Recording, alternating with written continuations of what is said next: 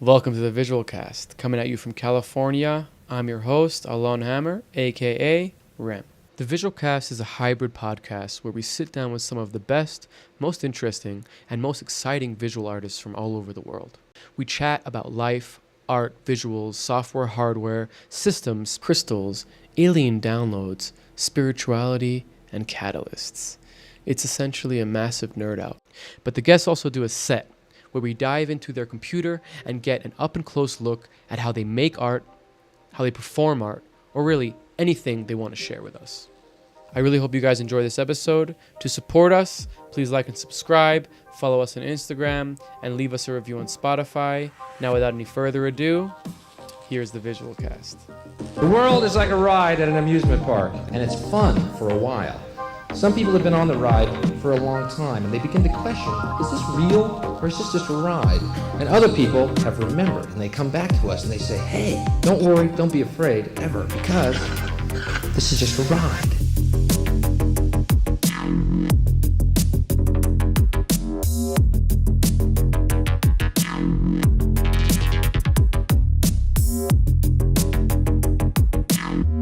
Alrighty, welcome to the podcast. Joined today by a very special guest, really unique and interesting individual. A little bit of a departure from our normal touch designer, visual artist VJ. But that is the whole point of this podcast, to talk to interesting and unique individuals. And I think that's a good enough introduction for now. Welcome to the podcast, Kitae Kim. Hello. Hi, Alon. Thank you for having me. It's a pleasure to be here. Hell yeah. So I'll jump right into it. I start off with a more scripted question, and we can kind of get a little bit more about you, and then we'll go on to a conversation. Kitae. Okay. Kitae. Since the master, Matthew Reagan, introduced me and our viewers to the awesome Foveate, the program Foveate, I've been super intrigued by you. And massive, huge shout out to Matthew for making the introduction to us. Foveate is a super powerful online 3D spatial platform for visualizing events, spaces, ideas, and really anything in 3 dimensions. It's the evolution of something lame like Frame.io and a super Web3, 3D interactive, immersive, super high fidelity software. But besides co-founding Foveate, you are also an extremely impressive artist, architecture, and designer.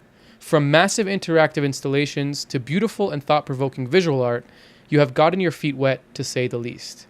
So to start off, where does the intersection of architecture and art happen, and where can it be forgotten or lost?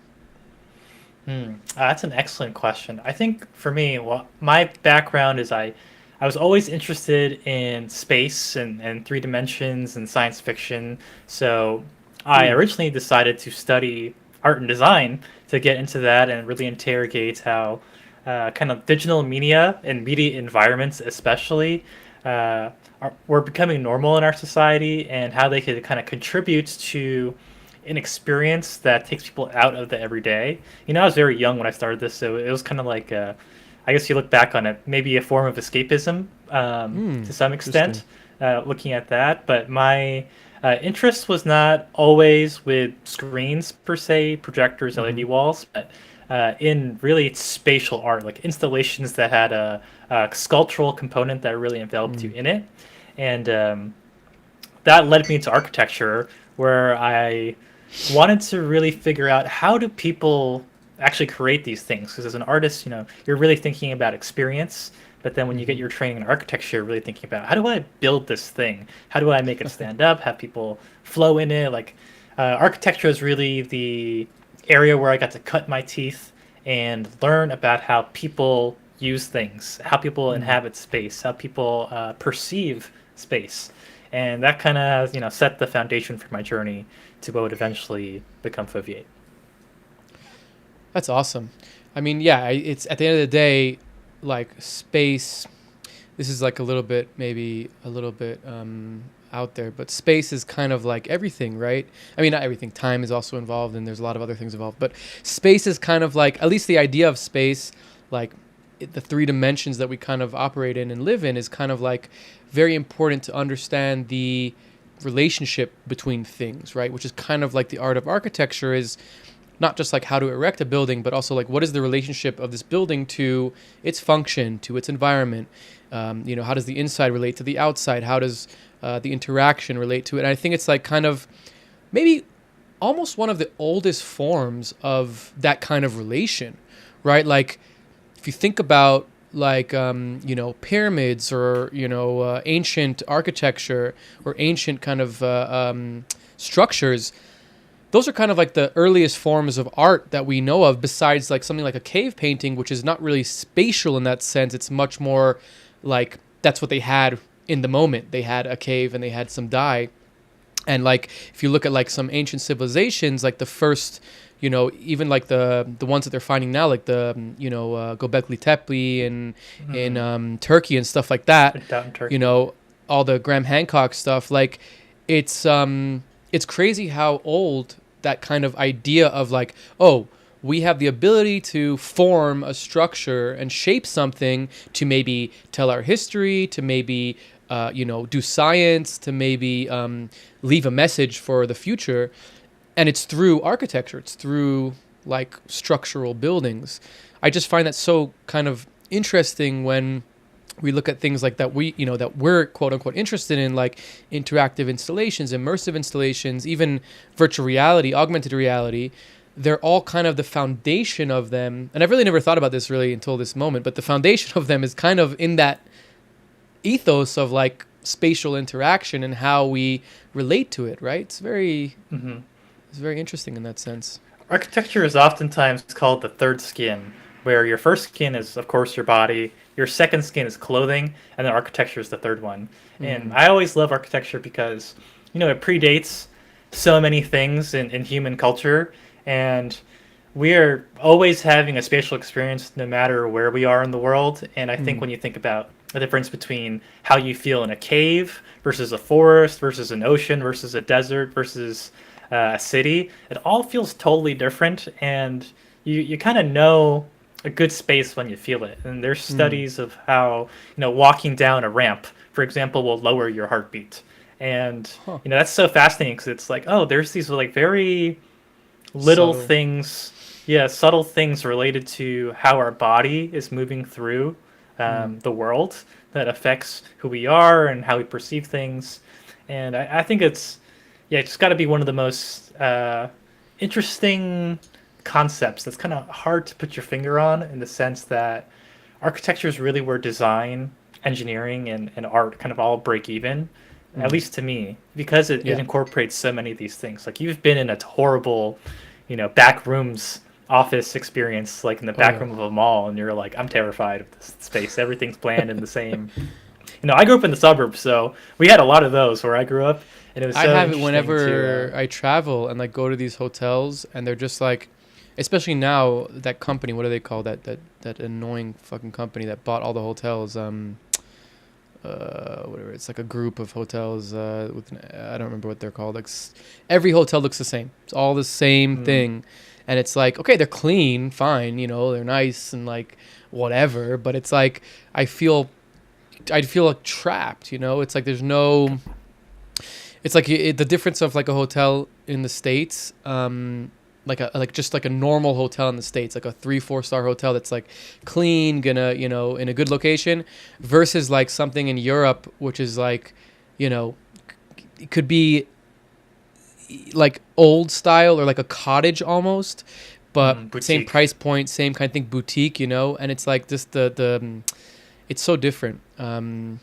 It's just very interesting in that sense, how that really can have an effect on you. And another thing that I really love, and we can definitely talk about this in the second portion where we can get a little bit more deeper into it, but just as a way to kind of a little bit introduce your work as well to the audience, the idea of, and I don't know your stance on this, so we can definitely get deeper into it, but the idea of architecture as some form of like sacred, or I should say maybe like ultra expression kind of mechanism.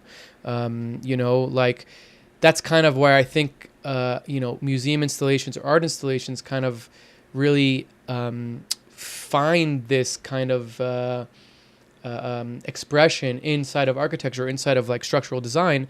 And just to show off a little bit of your work while we kind of talk about this, like, you know, something like this beautiful piece over here, or like I had this one that I picked out that I really loved.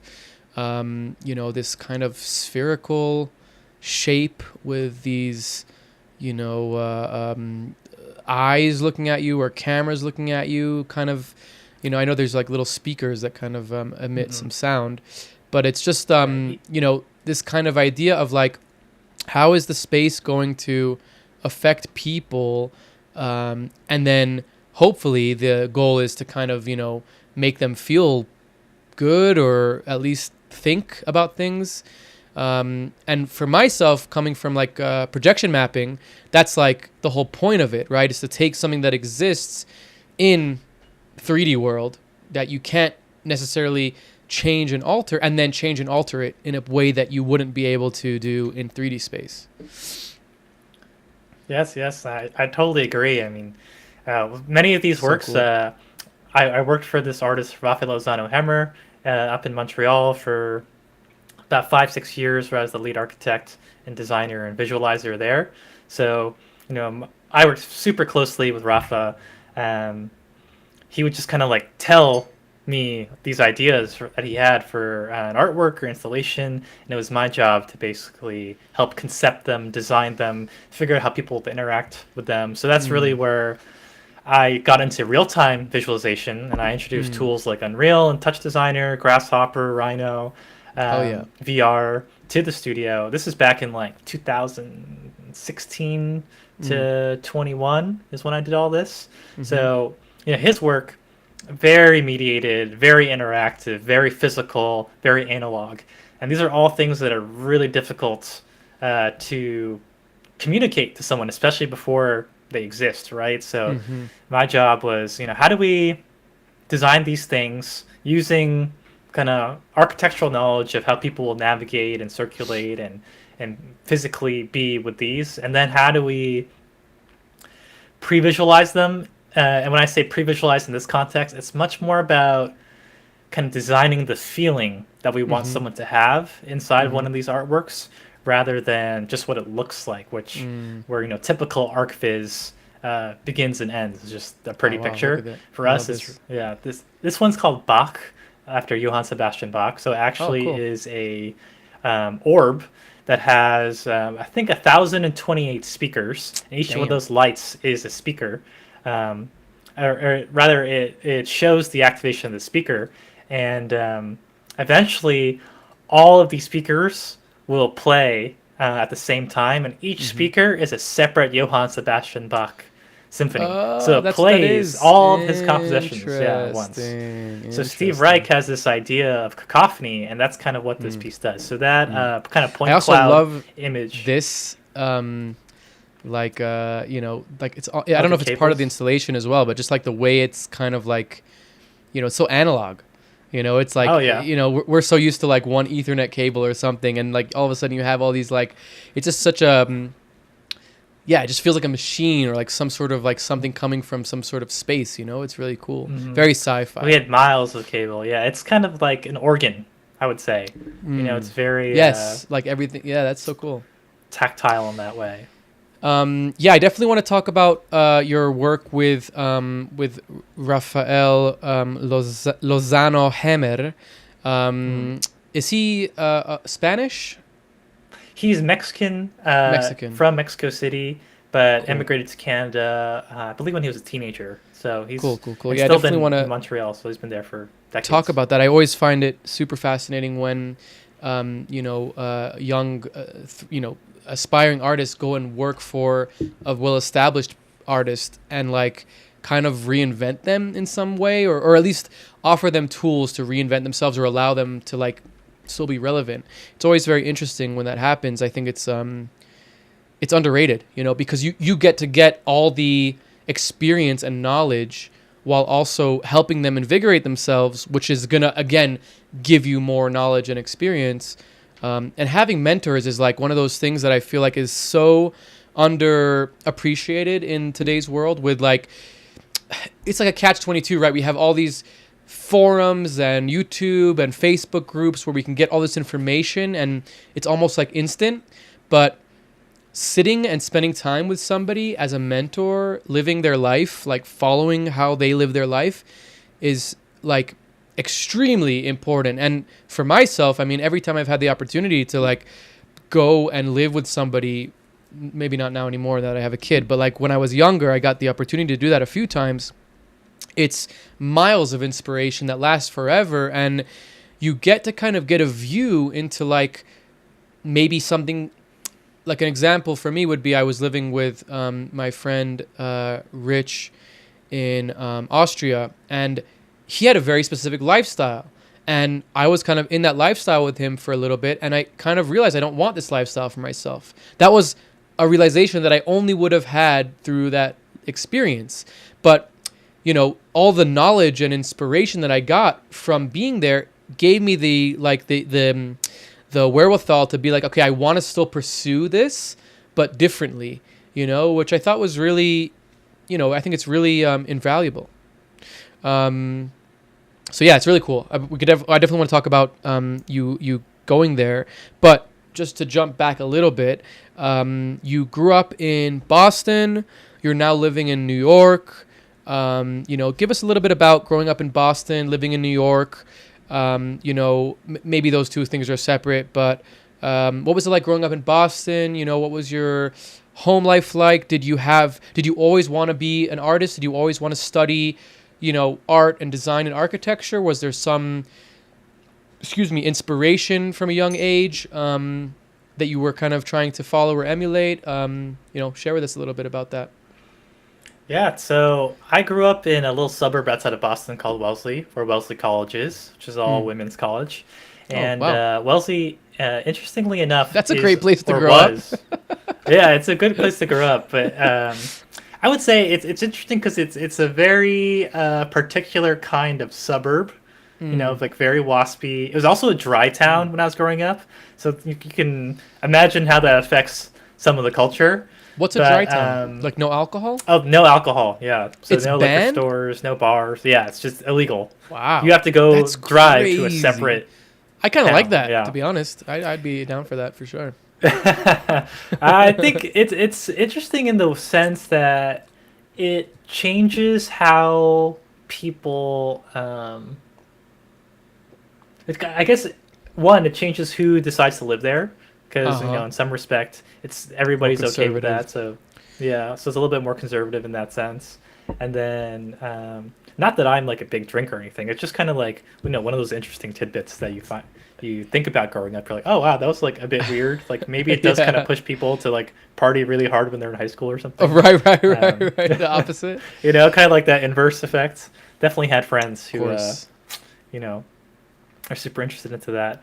But yeah, so Boston was a very small, you know, city. Boston in general, even if I had grown up there, and very conservative in many ways, in the sense of when it comes to culture, you know, art in particular. Even though Boston has many museums, the ICA in Boston was the newest museum in 100 years before it opened, and it opened when I was in high school. So that kind of just, you know, tells you something about how art and culture there. Is really affected. I mean, for example, the Museum of Fine Arts in Boston is a huge establishment. They have some of the greatest paintings on the earth in there. So I grew up going to that museum all the time. You know, a big fan of art. But, you know, all the art in there is more of a certain era. You know, let's say like John Singer Sargent's kind of like that area of like 1800s painters, you know. So that was beautiful stuff. And I always found myself more drawn to the ancient collections, you know, things from Egypt or Greece or Africa, Asia, things like that. And I would spend a lot of my summers drawing in that museum. But it's only when I got to the end of high school, I kind of figured out that like I don't want to be someone who just draws. Like it just wasn't enough for me. And I remember, it's actually funny, in high school, looking at projection mapping, and being like, wow, that's super cool. I would love to learn how to do that. And my dad had a projector, And so I found out a way to hook it up to his old laptop. And then this is back in 2011 or 12, but I actually installed Touch Designer and Blender back then. This is back Nice. when Blender was right click only. Yeah. And we had the old version of Touch. And I actually projection The two mapped. buttons I have. Yeah, I actually projection mapped a cardboard box that I had papered white. And I was able to projection map all three faces, and then I No had a way. party, That's and I was like, awesome. "Guys, check it out!" That's awesome. And everybody thought it was so cool because, like, as a high schooler, no one's seen this shit Well, before. it's like, I mean, So- it's magic when it's done, right? Like, especially for even on a simple like, here's a box, it's magic, because it's the spatial, like, that is like the spatial thing coming out into the world. It's like, it's really magic. That's so cool that you did that, though. I love that. Yeah, it really is like an illusion, right? Where Totally. if people have never seen that before, they see it and they're like, "I don't even know how this is possible." How many Like, that one projectors do you projector have? somehow- That's always the question. Yeah. Like, how do you have so many projectors? Like, no, it's just the one. Just one. Just Yeah. one. Just the Or cube is whatever. oriented Sometimes right. sometimes it's a bunch of them, but So were you kind of like nerdy in terms of just like being able to pick up a computer and download all these softwares, or was it more of just like you had a goal to do this projection mapping and you figured it out? I would say that I've always been comfortable with computers, but I wouldn't say that. I was never a developer. I would never call myself a developer. Like, yeah, I can write some Python, but mostly visual programming and modeling is what I was into. So I would say definitely more of a designer mentality. And I choose that term because when I think of artists, for the most part, I think about people like, I guess more like a painter or something like that, someone who is kind of more hands-on in a way and conceptual. And then when I think about a typical developer or programmer, much more in the code, like they're optimizing shaders, I don't know, writing C++ or something. So I really don't see myself as either of those camps. So I like to say designer because it kind of straddles the line of, someone who can write some code, who is good at producing graphics and real-time experiences. Right. But, all of it is More very focused. grounded in space and how one interacts with that artwork, with that experience. How are they going to feel? That's really more of my concern, rather than an artist might be like, well, how do I feel? I feel like that's really what most artists try to do, and then they give that to the world, and people like it or they don't. Interesting. That is a really good distinction of an artist and a designer. I like that. So it was kind of clear to you to go study art. You're kind of painting and drawing and being, the cool guy with the projection mapping. Was it clear to you to go study art and design?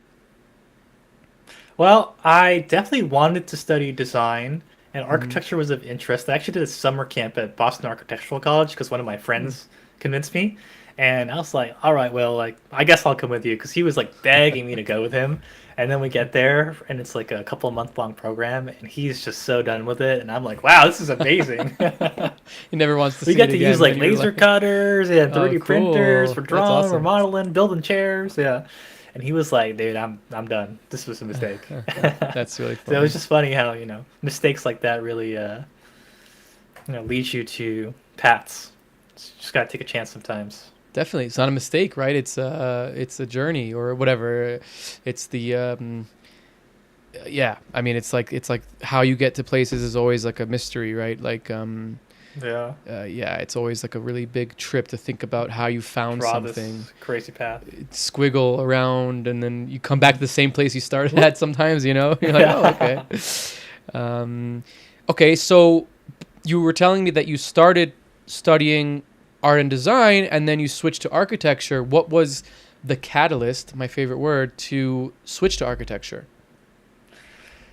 For me, there was I was in art and design for like a year and a half, and my focus was always, in spaces, installations. Like I really wanted to make installation art, and University of Michigan just did not have a focus in that particular realm, and I was really interested, in 3D and graphics and stuff like that. And there was really no professors who were really interested in that or who could even mentor me along that path. And the architecture school is actually in the same building, but just one floor up. So I remember going up there and being like, "Oh wow, these guys are doing like way cooler artwork than the people in the art school, really, at least to me, because they got to use all the fancy toys like digital fabrication, 3D printing, laser cutters. They were casting concrete, and Michigan was a really great school in the sense that the undergrad program had a lot of kind of conceptual influence from one half of the professors, and then the other half was very computational. And this is kind of like when Grasshopper was getting big and stuff like that, and a little bit of Unity and things like that. So that side was really interested in construction and being able to kind of innovate in areas of architecture and with materials that were totally decades ahead of the industry. So, I had professors who were 3D printing carbon fiber and making like modular carbon fiber elements that could stack and build structures that were super lightweight, and they were imagining them being used in like Antarctica or extreme environments. And also many of them had a conceptual side where they were imagining them more as artworks rather than just purely functional architecture. So that kind of led me to that camp where I was like, oh wow, these people are really doing really awesome work. And my aunt, well, she's not really an aunt, she's a family friend who we call an aunt, but she is someone who recommended University of Michigan. She's like, oh, you should apply here. She's an architect. Her and her husband are both architects. So that was interesting guidance as well. That's awesome. Yeah, it's always nice to have that, guidance or, inspiration, somebody that you can like look up to and be like, oh, they did it, I can maybe try to do something as well. I think it's important, architecture maybe is like a lot more safer than like being an artist per se, right? It's a lot more applicable. Like you can, I don't know about easily, but you can, I guess it's the same thing with a designer. You can go work for like some studio and be a designer at a studio. You can be an architect at some big corporation or something. But I feel like it's a little bit more like needed, or maybe like a little bit more practical, maybe, like the skills that you would learn as an architect versus the skills that you learn as a designer. But I don't know, maybe that's kind of, maybe that's not true anymore. I don't know. Did you feel that when you were studying it? It depends, because if you were at my undergrad program, so much of it was so artistic and creative. You might be like, oh, I don't know if all these are applicable. Do with this? Right. Yeah, to a job.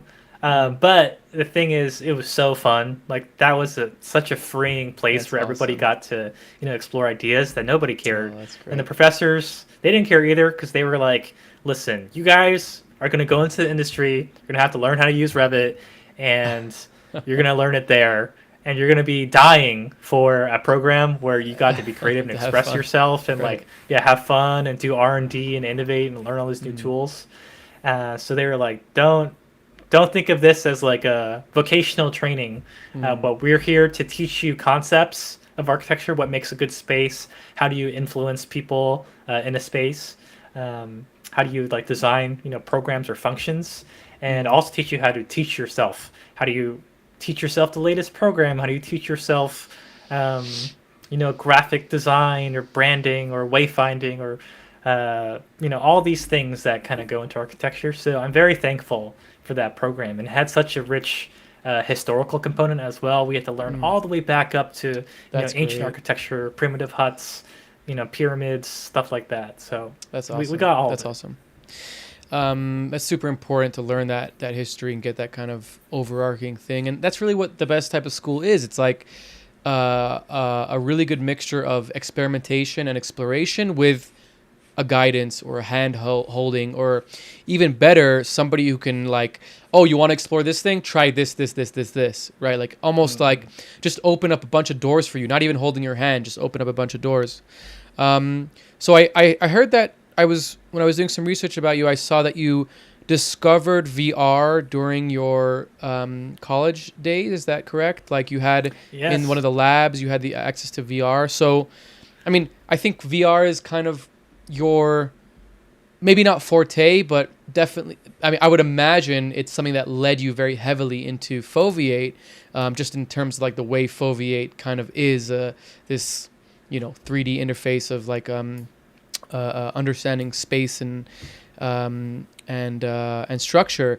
And VR is kind of the same thing, right? Just in a headset. So yeah, I mean, like, was discovering VR very eye-opening to you, for lack of a better term, and kind of what was what was the like what was it about VR that you were like, oh, this is definitely the future and definitely what I'm gonna elevate myself with, kind of thing. It's funny you asked me this question because I was just thinking about this today with the yeah. announcement of Android XR. But I was Uh-huh. thinking, why was I so interested in VR? And previously, when I was in high school, that's when Vimeo came out. And for people who don't remember Vimeo back in 2010 or 2008, it was just like an amazing platform for creative For people to sure, make for all these sure. short films and really express themselves in a way that wasn't possible before. Like there was YouTube, but that was pretty like lowbrow, just kind of everything. But then Vimeo was Yeah, like, YouTube holy was shit, just there are, yeah. YouTube Vimeo was like, was there are not artists on this art. platform, right? Exactly, And it, exactly. yeah, it kind of made me realize the reason why I think Vimeo and I was so interested in film back in that time in my life was that was the most immersive experience one could get, where you are being literally placed, into a story, and there's these brain scans that have been done of people watching films in the movie theater, and their brain patterns, brain activity patterns, mimic that of dreaming, right? So experiencing a film, it's kind of like dreaming, where you're jumping through time. You really feel like you're in that place. You resonate with this character. Someone gets smacked, like it hurts you almost. Um, and that was the best one could get at that time, right? Like instantly accessible, so vivid and clear.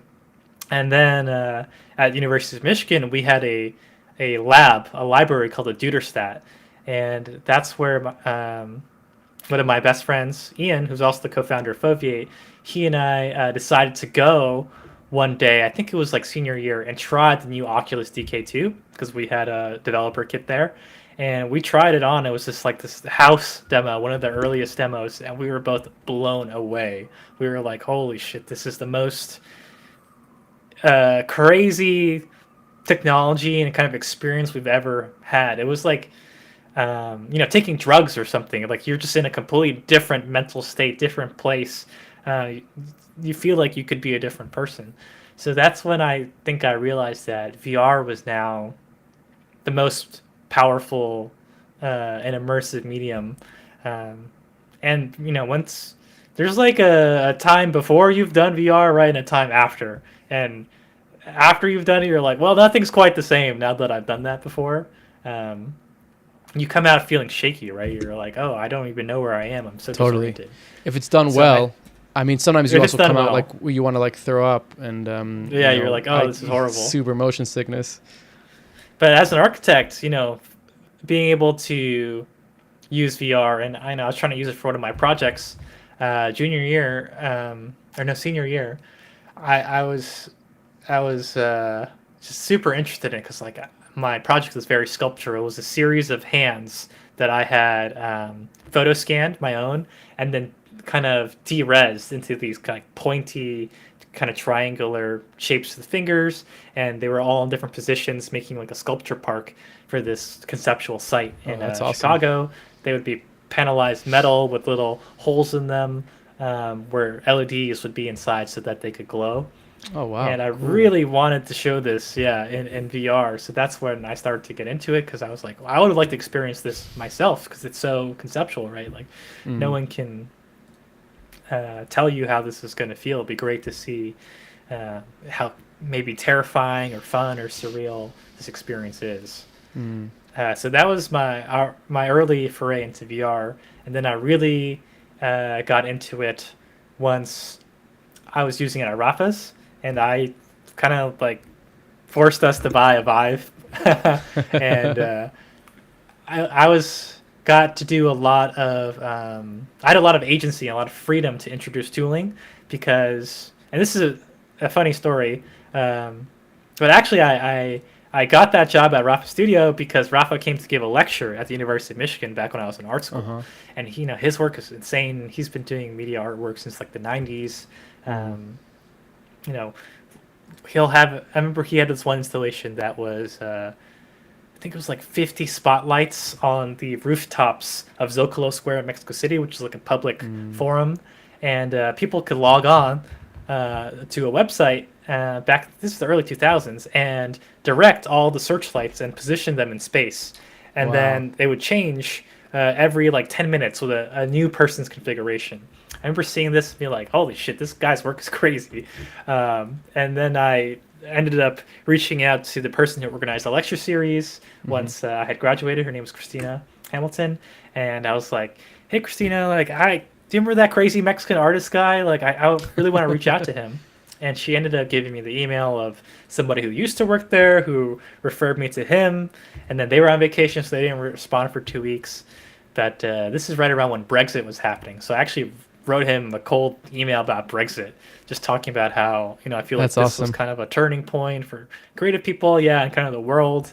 And he's a very like a socialist-minded architect. A lot of his work is about democracy and like democratic inputs into making artwork together. How do people represent themselves in a city and make themselves known? So I wrote about that, and I basically just told him, I think you need architects. Like, you have such spatial work. But you have no architects on your team, or so I hoped. So I kind of just like pitched myself to him, and he didn't respond for a couple weeks because they were on vacation, which I didn't know. But I was like, he probably just thought I was some weird kid. But later on, he responded, and he was like, "This was a really weird email to receive, but I think we should meet." So then we just ended up having a Skype call, and he asked me to move to Montreal next week, and I was like, That's I can't amazing. do 1 week, but 2 weeks. So I ended up just moving there, and then I was there for 5, 6 years. Yeah. That's amazing. Yeah, and I mean, his work is pretty spectacular. I was kind of getting a little bit introduced to it while doing some research for this. Very interesting, and it seems like it's very clear that there was, not to I mean, definitely to boost you, because obviously you're a very big part of that, but it seems like there's like a before and after, or like at least like a more original kind of like stuff, and then what he kind of ended up doing more recently. And it also seems like you introduced like a whole, besides for the architecture element, it seems like you introduced like a whole aspect of pre-visualization and VR and ways to kind of like, I don't know if sell is the right way, but like ways to express what could be with something that's very, unique to his type of artwork. Was that like a hard thing to implement, into his studio? What was it like working with such a high level and established artist that kind of, I don't know him personally, but just from my experience with well-established artists, they usually are pretty stuck in their ways, Yeah, no, he's super open-minded, and that's one of the greatest Nice. things about Rafa is It's awesome. he's really open to how people accomplish work, because the nature of his work is so technological that oftentimes means keeping up with technology. But Rafa always has been able to maintain his own style, which is very analog, which has been pretty cool.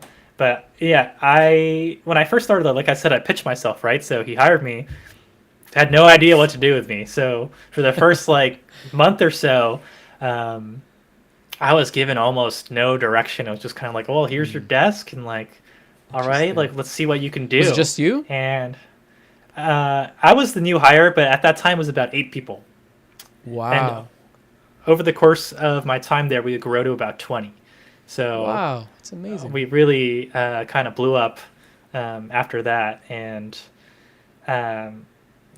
not to toot my own horn, but I think toot part it. of that was me joining, because my first year there, I only worked on proposals, and we got really good at doing those proposals. And you said selling, and that's a correct term.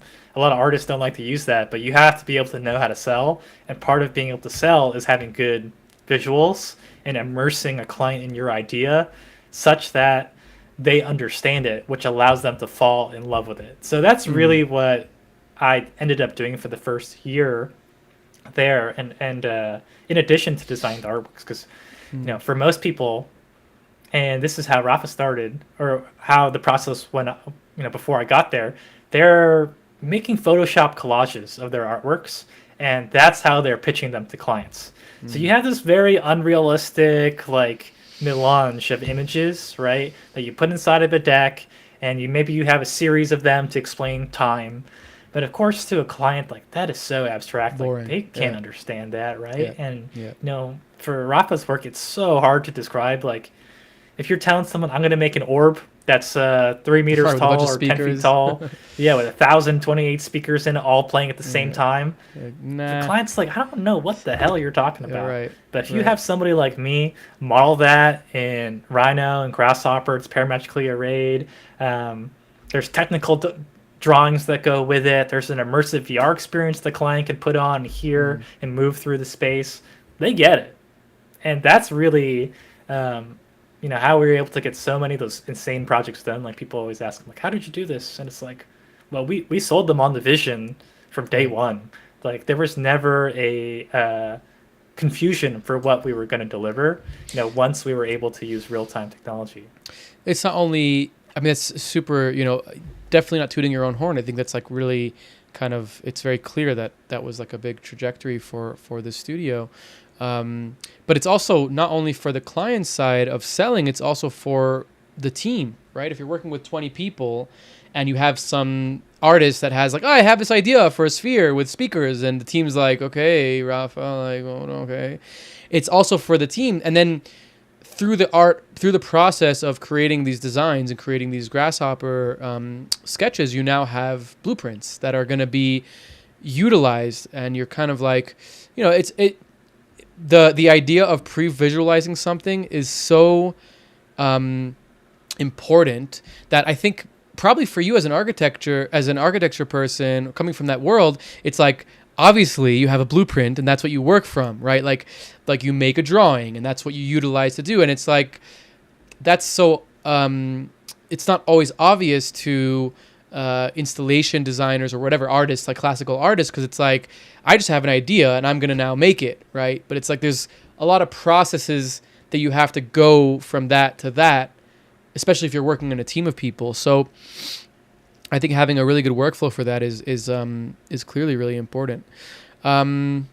Super cool. I wanted to talk more about projection mapping, but you kind of mentioned it before that you kind of found it as a young lad, and played around with it. I find that so cool. Like, do you remember what the thing you saw in high school was that kind of that you were intrigued by it? I'm trying to remember. I was when I mentioned it earlier, I was trying to remember exactly which one it was.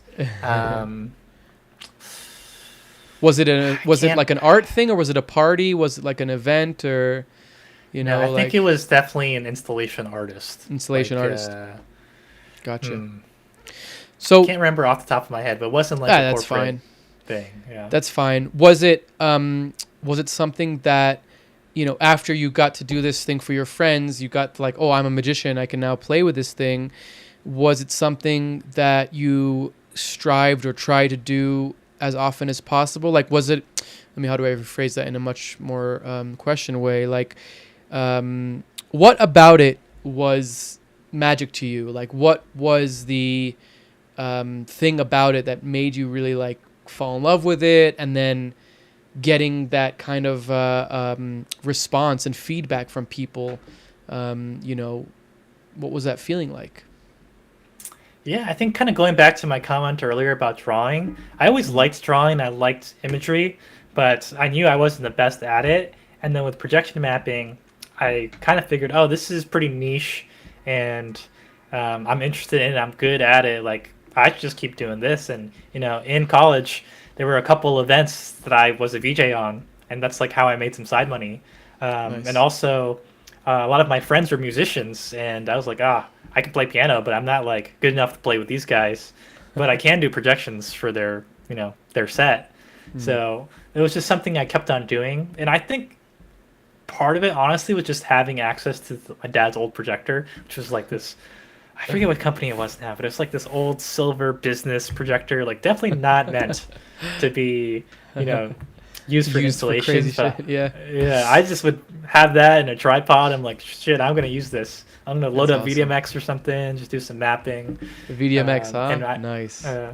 My friend, this is Nice. back in like 2014 or whatever. But then my friend Ian gave me his little MIDI controller, little piano, and then he showed me how to map VDMX to it, so then I could play it, and to sequence and like switch between all these different clips and fades with the knobs and stuff.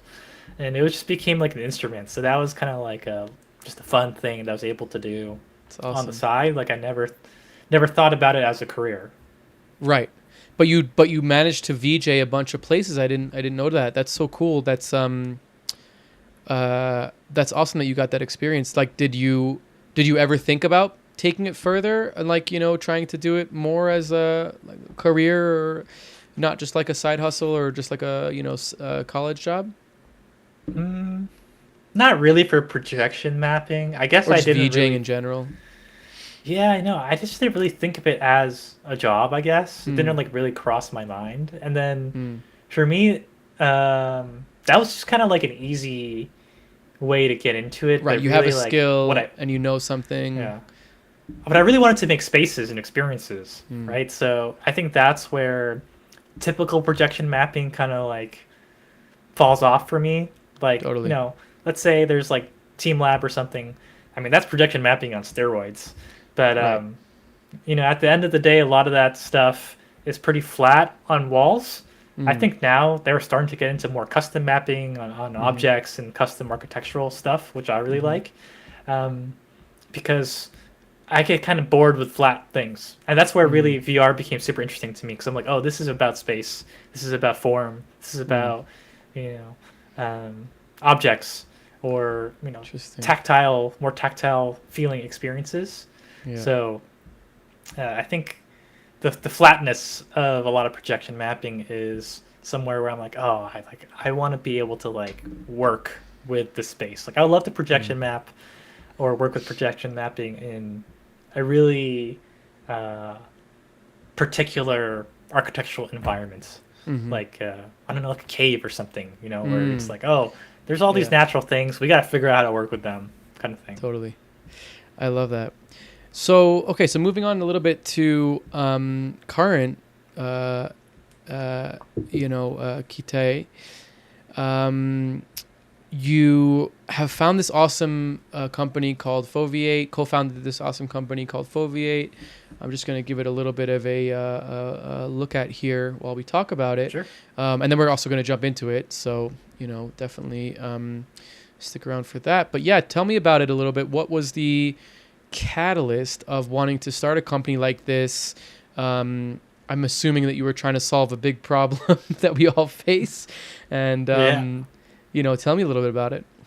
Sure. So basically, the kind of crux of Foveate started during COVID, where, like I was saying, we were making all these crazy installations, and at the like 2019, right before COVID, the studio was big. We were like 20 people. We were just churning out work.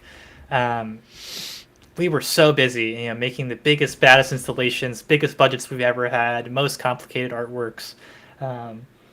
Things where it's like a wall of fog that could, take your voice, turn it into text, and write it inside of I the saw fog, that one. stuff It like looks super that. cool. Yeah.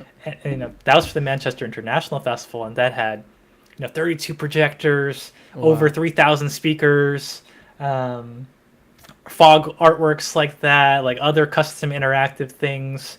And I just remember we had such a hard time pulling that job off. It was a nightmare, and it was remote, right? Or we designed it remotely because it's supposed to be in Manchester, so we had to build the venue out of 52 shipping containers. And trying to work on that, I pre-visualized it all in Unreal and would create these walkthroughs and rendered images. And it was still so tough to work on that thing. And then COVID happened, and we still had to deliver on a lot of projects. We still had some, and we had to work remotely on them. And I was like, oh shit, if I can't fly to the client with my Right. beefy MSI laptop and walk them through Unreal sitting next to them, What are like you it's gonna just do? impossible for them to get it. Yeah. Yeah. I Yeah. Yeah. remember Yeah. at the Yeah. time a lot of folks in the touch community were out of work as well, right? No one could go to these installations. No So they events got really happening. into Yeah. like live streaming, right? Because they couldn't even work remotely. Like there's no way for them to uh, take a touch project and explain to a client, here's what we're trying to build, and work on it before they get there. Like almost everything happens during the installation phase. And it made me realize that, wow, we are still stuck at the point of using PDFs to communicate experiences. And, I asked myself the question, in 5, 10 years from now, 20 years from now, will we still be using PDFs to explain these experiences? I don't think so. So that's really where Foveate, the idea for Foveate was born, is how can we collaborate on a spatial experience remotely, asynchronously, with people anywhere in the world using all these fancy tools. I can model something in Rhino, parametrically design it in Grasshopper. I can map and program a media server using Touch Designer, but I have no way to kind of put all these puzzle pieces together. Like I can render it in Unreal, I can put it into a headset, but still I have putting that all into a slide deck for a client at the end of the day, right? It just makes no sense. We're such a us in the interactive immersive community, we're such a technically gifted community, but we didn't have a tool to take all of that knowledge and be able to explain that to a stakeholder who only knows how to use PowerPoint. So that's where Foveate really comes in. Is Foveate is that tool. It is kind of like Google Slides or Google Docs or something like that, but 3D at the core, and then you can incorporate all the other elements that you need to really communicate a project. So you can have your drawings in there, you can connect renders, you can have video textures, you can have sound. There's an interactive system. People can fly themselves around a scene. You can present to someone remotely, so it's not just screen sharing, and they can be inside of the 3D scene with you. So that's really where Foveate comes in, and I can just show people what this looks like. Maybe this is a good time to screen share. Yeah, let's jump into it. Let's jump into the set. I think it's definitely apropos talking about it. This is just our website, but basically I'll give people a brief rundown of kind of how Foveate works and the ideas behind it. But basically we realized, my co-founder Ian and I, who's actually one of my best friends in college from Nice. Michigan, we realized, people use all these different, creative apps to work on their projects. Like they use Rhino, they use Blender, they use Touch Designer, they use Unreal, but they don't really have a way to now share that with somebody else. So with Foveate, it's a way that we can invite team members to a collaborative 3D scene, upload your assets from all these different 3D and 2D apps, whether they're 3D models, videos, renders, audio files, point clouds, what have you, and then be able to share them with people and walk them through it in an easy and very intuitive way. And it just gives them an easy visual that they can understand. Kind of like if you were to build a model for a client, like a physical maquette, and they can pick it up, they can look at it, and they can really understand the space. So Foveate is kind of designed to take in all these different media and input and put them together in one easy package that you can share to any device just on a link. So it doesn't matter if someone's on a Mac or Android or Windows, they just get this link and they can open it right in the browser. So this is what Foveate looks like. This is your dashboard. So we designed it to be as easy and intuitive and as simple as possible. So you can just click on a project to open it. So I have one pre-opened here. This is more of an architectural scene, but basically it's a real-time interactive player. Someone can just press the spacebar and then just use it like a slide deck with these arrow keys. So we'll jump to the next moment here, and then Foveate takes care of all of the animations and stuff for you. So I remember when sorry to just when Matthew was showing me Foveate, my first initial reaction was, oh, this must be pixel streamed, and then he's like, no, it's full full in browser through JS, and I was just like, oh wow, we're so far along with what we can do in the web browser. It's crazy. Yeah, Ian and I actually worked on a project for Rafa during COVID, where we contracted him to help us make a web-based 3D piece, and that's really when Ian and I, got into 3JS, and we were like, oh, 3JS is getting pretty good, and it Yeah. really got good because of NFTs. And Right. kind of The 3D whole rendering NFT around space, that. for sure. Mhm. I don't know if I've mentioned to you, And but my it's totally like a sidebar, just a anecdote. But my mother used to have a company. It still exists, but she used to have a company called I think I mentioned it to you, called Yes. All Seated, and it was during COVID when they were always like in 3JS was always kind of like that was always the platform, but during COVID is when they really took it to like the next level of not just pre-visualization but also interactivity. And I remember when they were doing that, I was just like the whole time like no, just pixel stream, just pixel stream. And then like maybe 6 or 7 months into it, it was like, oh wait, actually this is much better to do. Like it just like Yeah. totally I don't know what it was, but I guess like the next version of it just like totally exploded into like ease of use and like just super web based and not like convoluted, which I thought was super cool.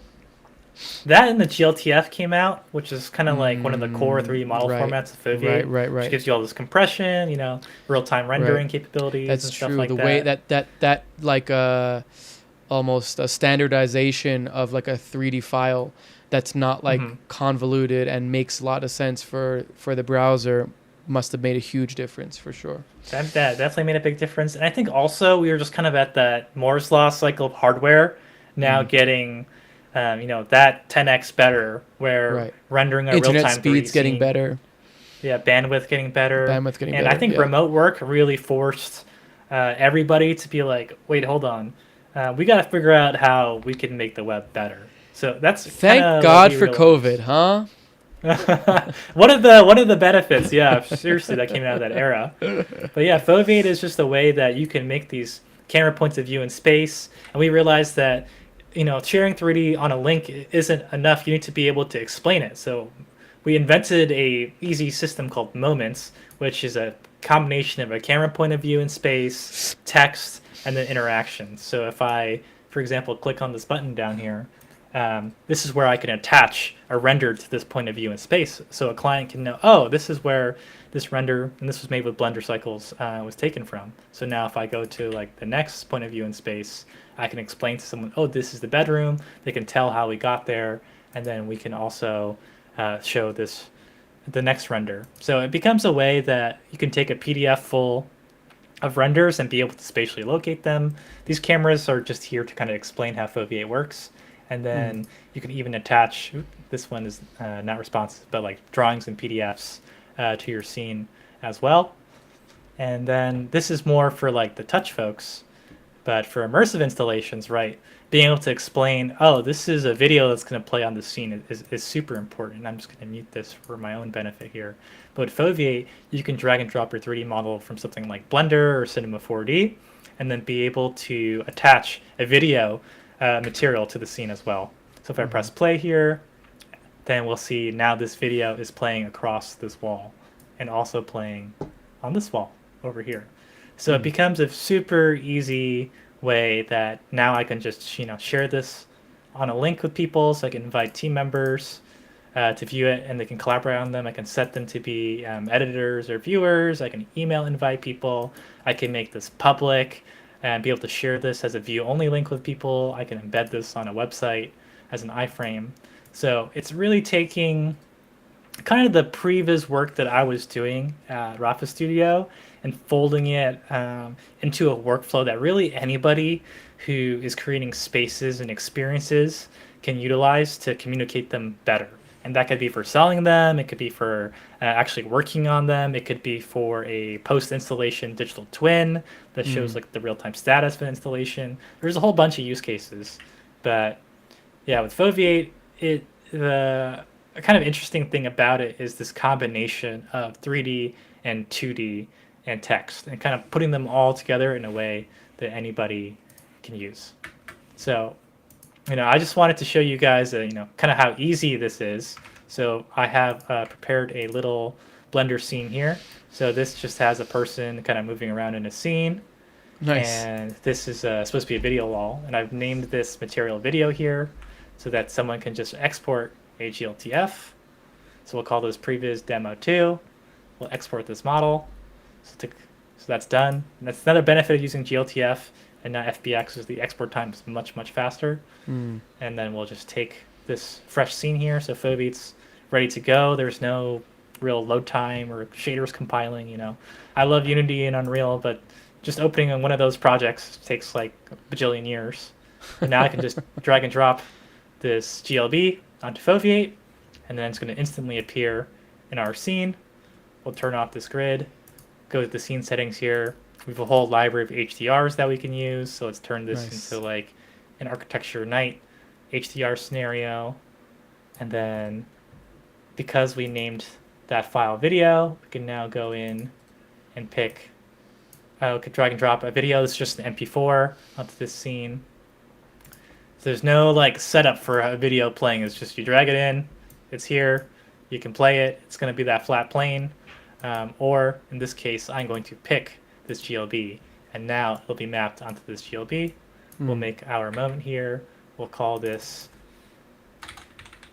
visual cast, and then if I press play, now this video wall is playing, and this person is animating. So you can see in like, 30 seconds, we were able to make a fully shareable 3D scene that I can now make public and share with anybody on a link. Like, that's pretty good. We'll call this Alon's installation. So really we're hoping that folks in the touch designer community, they could be able to utilize a tool like this to be able to pre-visualize all of their installations better, be able to explain to a client exactly what they're trying to do. I was just speaking with Matthew Reagan, right? And one thing we want to do is make some tutorial content that can showcase exactly how something like this would work, how somebody could be able to be tracked in a space by like a camera or a Hokuyo sensor or something like that, and then have the content on an LED wall change. So that's really where Foveate shines, is in a use case like that. Hell yeah. Sweet. That's a very simple example, but Foveate has allowed me to make, how many projects? I have 13 pages of projects, and there's like 27 projects per page, so I've made, like almost 300 scenes this way, because it's such a fast and easy way to visualize content. You can drag and drop things from any 3D app that people use, whether it's Cinema 4D, it's Blender, it's Touch Designer, it could be an FBX, a GLTF, whatever you want, a 3DM from Rhino. It could be a construction model, a 3D scan, point cloud. So Foveate's really designed to do it all and make it super easy for people. Or should I have a better point cloud one? Yeah, I was seeing that you guys are incorporating some Gaussian splats into that as well. Is that? Oh yeah. Is that getting more and more? Like, are people requesting that more and more? Honestly, that's more our interest than people's requests, because I don't think the public has quite caught up. That's a little bit too cutting edge for most people. But I mean, it's just a great way to, visualize a space. It's like, this is a splat. Nice. Yeah, this is a splat. Nice. And I love splats because I've done a ton of photogrammetry in my life, and I always get annoyed by kind of how difficult the process is, and for something shiny, something furry, something not conducive to photogrammetry, wiry, for example, like it's just impossible, and it's like it looks worse than if you just had never done the photogrammetry at all. So splats, they're just such an interesting it's a hit or miss. Format. It's a hit or miss. I think with photogrammetry, it's like sometimes you can get a super detailed thing, and sometimes it's garbage. For me, photogrammetry is always like a good start of like what the scale is. Like, is the scale correct? But then again, it could also be totally off. Gaussian splats is just amazing. The only problem with Gaussian splats is that they're not geometry.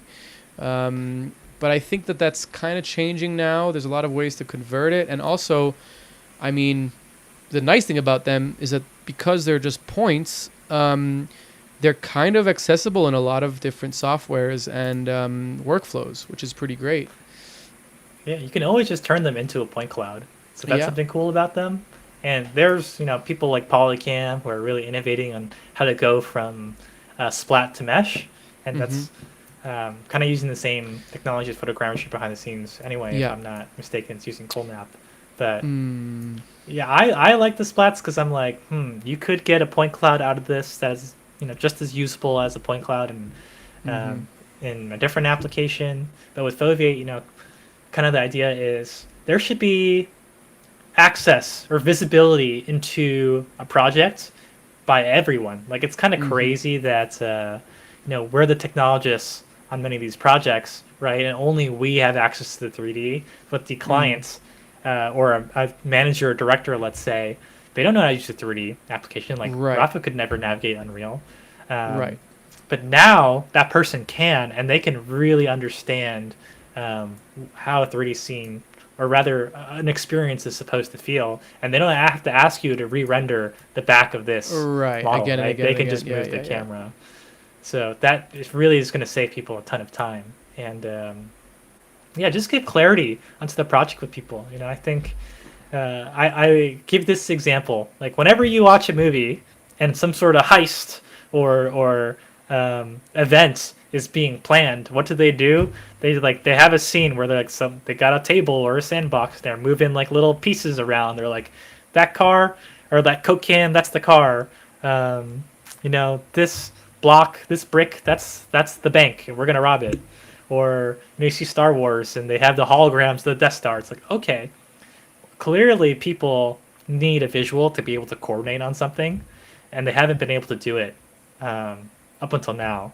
With They've only been able to use a PDF or like some sort of 2D form, but now we can give them that kind of sandbox experience anywhere they are, no matter what device they're on, without having to learn something new. Just like if you built a physical model and you give it to someone. That's really kind of like the superpower that we want to uh, give everybody. Just visibility into a project, better decision making, better understanding.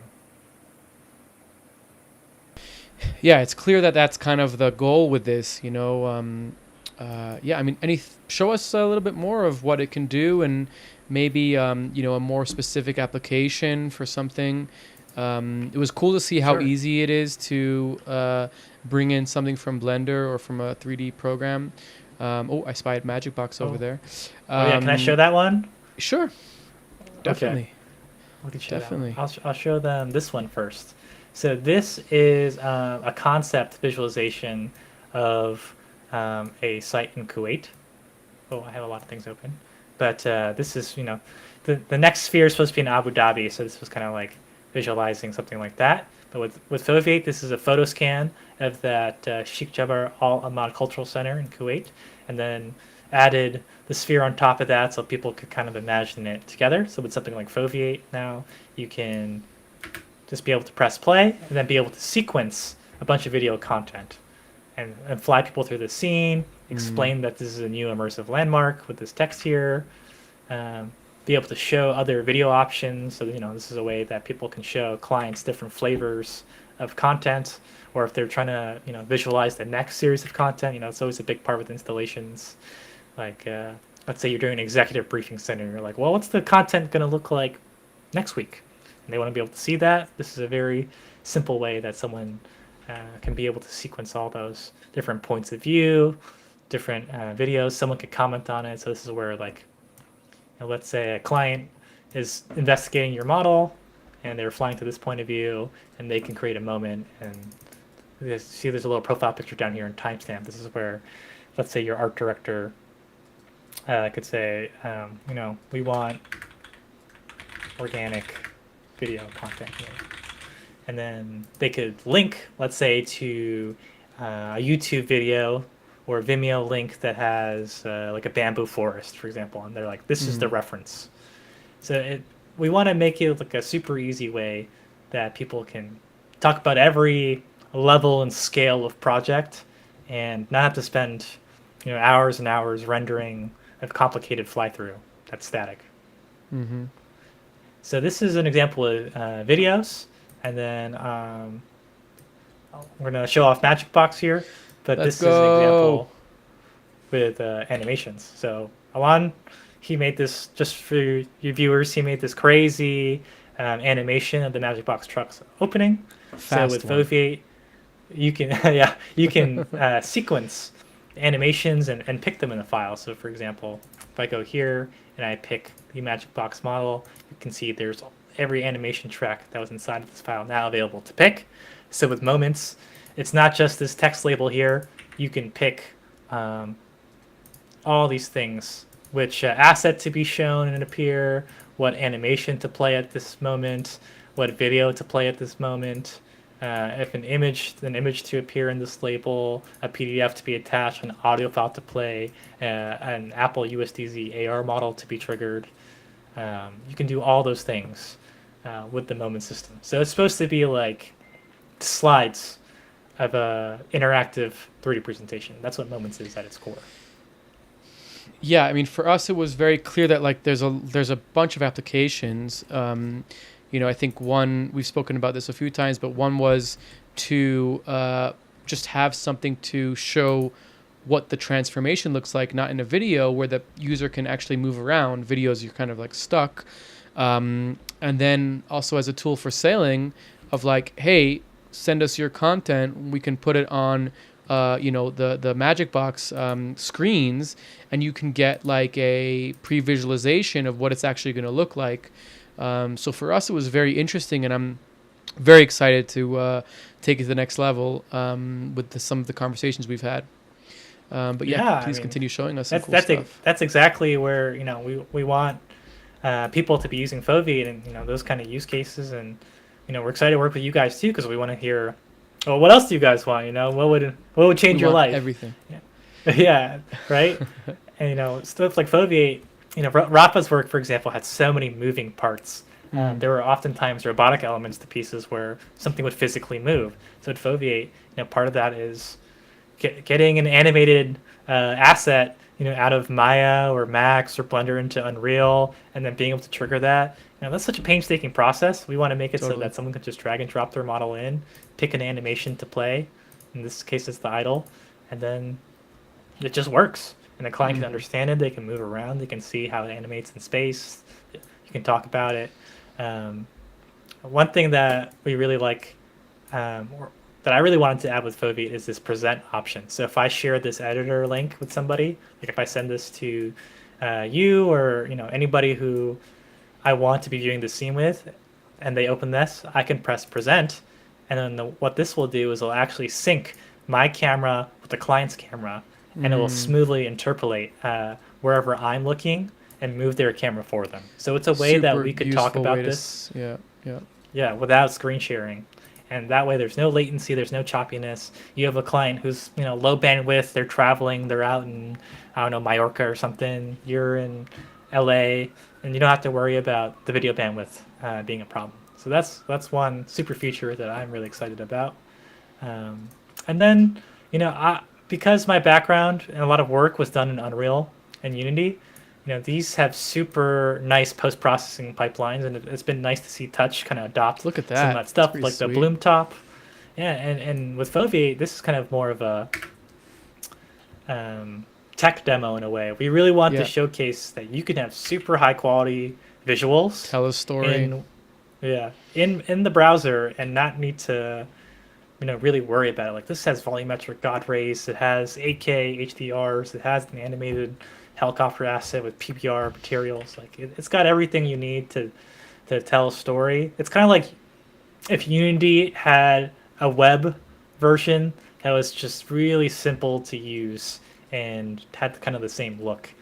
But it's really inspired by Unity and Unreal, and how powerful those game engines are for conveying ideas in a visually intuitive way, but just without all the game engine stuff. Like, that's how we imagined it. Right.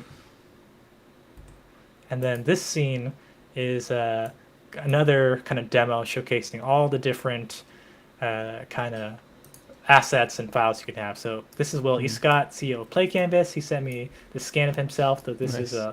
is a 3D splat or a Gaussian splat. If I press play here, you'll see there's a video playing. There's this animated asset here. There's a point cloud over here. There's dynamic lighting. So like, for example, these lamp assets. Let me just pick this guy, Archimedes. This has a Oh wow, look at that! I didn't know you could light do that. attached That's to it. cool. Yeah, so if you have any asset that has a light attached to it coming out of Blender or Max or something, then Super you cool. can it's attached to that asset forever in Foveate, and you can just move it around and use it as needed. That's Videos, really you can awesome. just drag and drop and be able to do what you want with them. So really just trying to make kind of the interoperability issue around 3D and experiences a lot easier. Someone should be able to upload any kind of 3D, 2D asset they want and see it instantly. Not have to like create a player for it, create a material, Right. kind of do all the really unnecessary and tedious tasks that one normally has to do when setting that stuff up in any of these game engines or render engines or even touch to some extent. You don't have to worry about containers. It's just there and it works.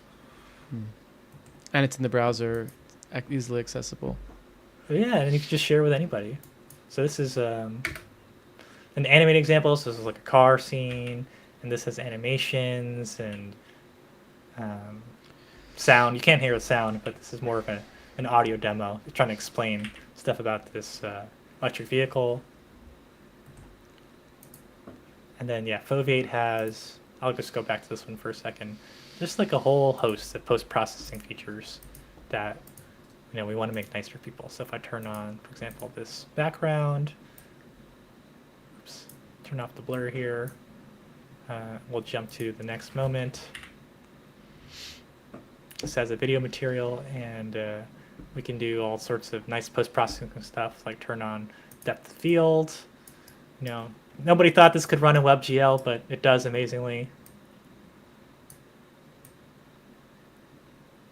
Let's do that. Make it a little bit more cinematic.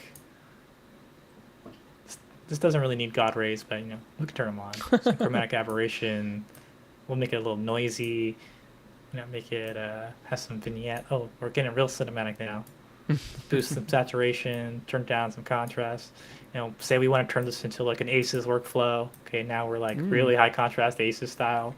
We just want to make this kind of hybrid of a high end PBR 3D render. Yeah. 3D renderer, but shareable on a link and has all the benefits of a typical slide presentation. And of course, someone can also jump to first person and stuff like that. I love the like you were saying, the ability to present. So you can like have a client just send them the link, and then you can actually walk them through the space. So you can give them like a little bit of this is what my intention is, this is what I'm trying to do, et cetera, et cetera. I think that's super powerful in the sales process, and the ability to kind of like what we were talking about before, being able to express yourself as a designer and as an artist to your client or even to your team. Yeah, I think a lot of folks in the touch community are such good artists, technologists, engineers, but oftentimes they can struggle with kind of the more business aspects of the industries that they're in. A lot of that has to do with selling and like how do you sell this work to a client. And it's interesting. I worked on hundreds of proposals, and at the end of the day, let's take let's see what's a good example here. Let's go with one of these SketchUp penthouse scenes. I have it. Oh, might be on the next page. At the end of the day, like let's say you're making a scene or you're making a project, right? And you have to include these drawings and renders and stuff like that. A drawing, a render, and a 3D model, they all mean something different to a client. So for example, where is this project? Oh, I'll just search it. Here we go. this is a pretty heavy scene, so this might take a second to load. But let's say you're giving someone a VR tour, right? Like, what is that VR tour doing for a client? That's immersing them in it, right? So that you're selling the feeling with that, right? Like how they're going to experience this thing. Let's say you add audio, right? That's emotion to video as well. Let's say we had a client who, he was really obsessed with cars, and he had a red Ferrari that he drove everywhere. And I remember for a project, we put in that car into the proposal because it was for this like large lodge that he was building, and he loved it. He loved seeing his car in there. It allowed him to see himself in that project. So let's say your client's really into sports, like putting a piece of sports content really helps in selling that experience, or in this case, this penthouse to that person. So I would say that's where like interactive visuals can really help. And now if we get into like, let's go back to this plan view here, and we have this PDF drawing, right? Like what does a PDF drawing, this is just because my screen is a weird aspect ratio, but like what does this PDF drawing really say to a client? Like if you ask someone how big 10 feet is, 1 foot, 6 inches, like they cannot tell you what that means. I can't even tell you. Yeah, it's I can tell you because I'm an architect. I know exactly what that's like. Yeah. But for 99% of people, they don't know what that means. So what does a PDF or like a drawing really mean to them? And it means that you have figured the shit out on your end. It's showing them that you have figured out the technical specifications for how this thing is going to fit into this space, right? That's really what a drawing does for people. And then if you attach a render, for example, like we have this like Enscape render here. What does this do for a client? This is giving them the prettiest version of this project, right? The idealized version.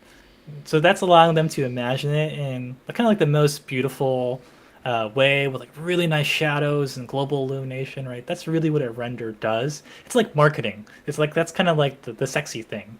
But I think a lot of times where especially architects fail is thinking that that's enough. Thinking that, clients at the end of the day just want to see a pretty picture. I would say if that were true, then everybody would win projects. You know what I mean? Like people who could make the best images, they would just always win the project. And that's not necessarily true, because I think what really wins projects is a client being able to understand it and see themselves in it. And that's what lets them fall in love with it, right? Is they're like, I get it. I think for a lot of people in our industry, they'll give a presentation, they'll think, wow, like that was a great presentation. And then at the end, the client just says like, I don't get it. Like, I just don't get it, man. Like, can you explain that again? And, we've had so many instances, back when I was at Rafa's where that happened. If we couldn't give them the full, VR and Unreal tour, they just saw the renders and they were like, I don't understand like where this is going to be in this room. And we'd have to get on an endless Zoom calls. Like we had this one project. I have it here. It's called Speaking Willow. This is a crazy custom tree that we made. Shout out to Carolina Record who programmed this one, but this has a bunch of Intel RealSense cameras. It has 400 of these speakers, and each of these speakers has recording of a different language. And as you walk underneath this tree, the camera tracks you and it plays the speaker and activates the light over your head. So as you walk, it'll start whispering, all these different languages to you. That's Rafa there, actually, right there. That's the architect engineer, Sean Kesey from UAP. And this is the Planet Word Museum where this is located, who contracted us to build this thing. But I remember Sean and he was in New York and I was in Montreal at the time, and we were trying to talk about a particular branch on this tree and why that wasn't going to work for the cabling, because this is all, Cat 6 or Cat 7 cable we had to fish through here. And at a certain point, we were trying to measure the diameter of this galvanized steel tubing and think like how many wires can fit here. And we found out that if we had this one particular branch, then there wouldn't be enough room in the tube for that cable to be snaked through, and we had to fix it. But we literally spent 2 weeks going back and forth, sharing different Rhino files, trying to talk about that branch, or these two end branches and why that wouldn't work. And it made me realize like, oh man, I really wish we had a tool like Foveate at that time, where we could, just export that 3D model out of Rhino and then be able to share a link with someone and have the moment system where we could just have the camera point of view fix right on that model and be able to explain it. So this is actually a 3DM file out of Rhino. So this has the length of every cable in meters, or sorry, in centimeters written onto it. So this is using the 3DM file, which can have all that text dot and curve information. So now, this is a system where we could just go to this particular branch and say branch hole 64, we got to remove it because the cabling's too thick and it can't fit in. So this would have solved our entire problem in like 10 seconds instead of 2 weeks. We want to talk about the drainage system on the model. We could easily go in here and say like, hey, this is where the drainage outlets are for all the panels. That's awesome. This is just a basic white box model too. It kind of ties into like what I think Matthew Reagan was trying to use the software for as well, where it's like being able to be like, okay, here is your server, here is the connection of the server, here is all the technical stuff, and then integrate his awesome Signals app into it so that you can actually get the data from, the real-time data from Signals, but visualize it in a 3D place, which I think is like, that's really super interesting way to incorporate these things together. This is a virtual production studio. I'm familiar with those. This is Zero Space. This is one of their ICVFX stages. Nice. They're out here in Brooklyn, so they're friends. But basically, they just show this map on their website or on their emails to clients, right? And it's just like their basic map of what their space looks like. And it's really hard for clients to understand. Oops, let me just zoom in here. Really hard for clients to understand, what this space is actually like. So this is just a simple demo I made for them that has that map, and then I've gone ahead and just extruded some of the walls. But if I take someone on a tour here, now it's very easy for them to explain the size and the size of the stage, the different walls, exactly how a virtual production set works. Now we just zoom in. It's like, this is what the camera would see. They don't see anything else. They just see this view. And then someone can visualize the different panels inside of the scene, and then this is where they can show, oh, this is the backup house control, this is where the servers are behind these curtains, there's bathrooms and washrooms here on the left. This is Studio A, the loading bay door is only this big. Yeah, so you can only like fit in, 2 skyjacks at a time, let's say. You can't fit in a truck or a car or something like that. So it becomes, hopefully a very simple and easy way that you can take even the most basic white box models and then be able to communicate them to anyone. So now they can just share this with anybody on a link. This could be embedded in a website. This could be, if someone fills out a customer inquiry form, this automatically gets sent to them via an email, and they can open it up and explore it, stuff like that.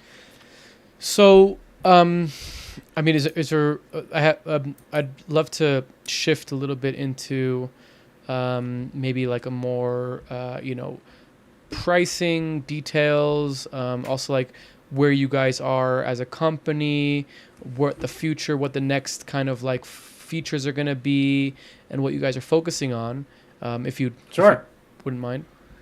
Yeah, so with Foveate, we really designed it to be accessible as possible. So that's why we made it a SaaS app with different tiers, and also just kind of works out because it's the browser. So basically, an indie account comes with 1 seat, and that's $99 a month. There's a 20% discount if you do it yearly. That's $950 a year. So if you compare that to like a Touch commercial license, it's basically, I think that's pretty similar. And then a Touch Pro license is like $2,200, so much cheaper than one of those.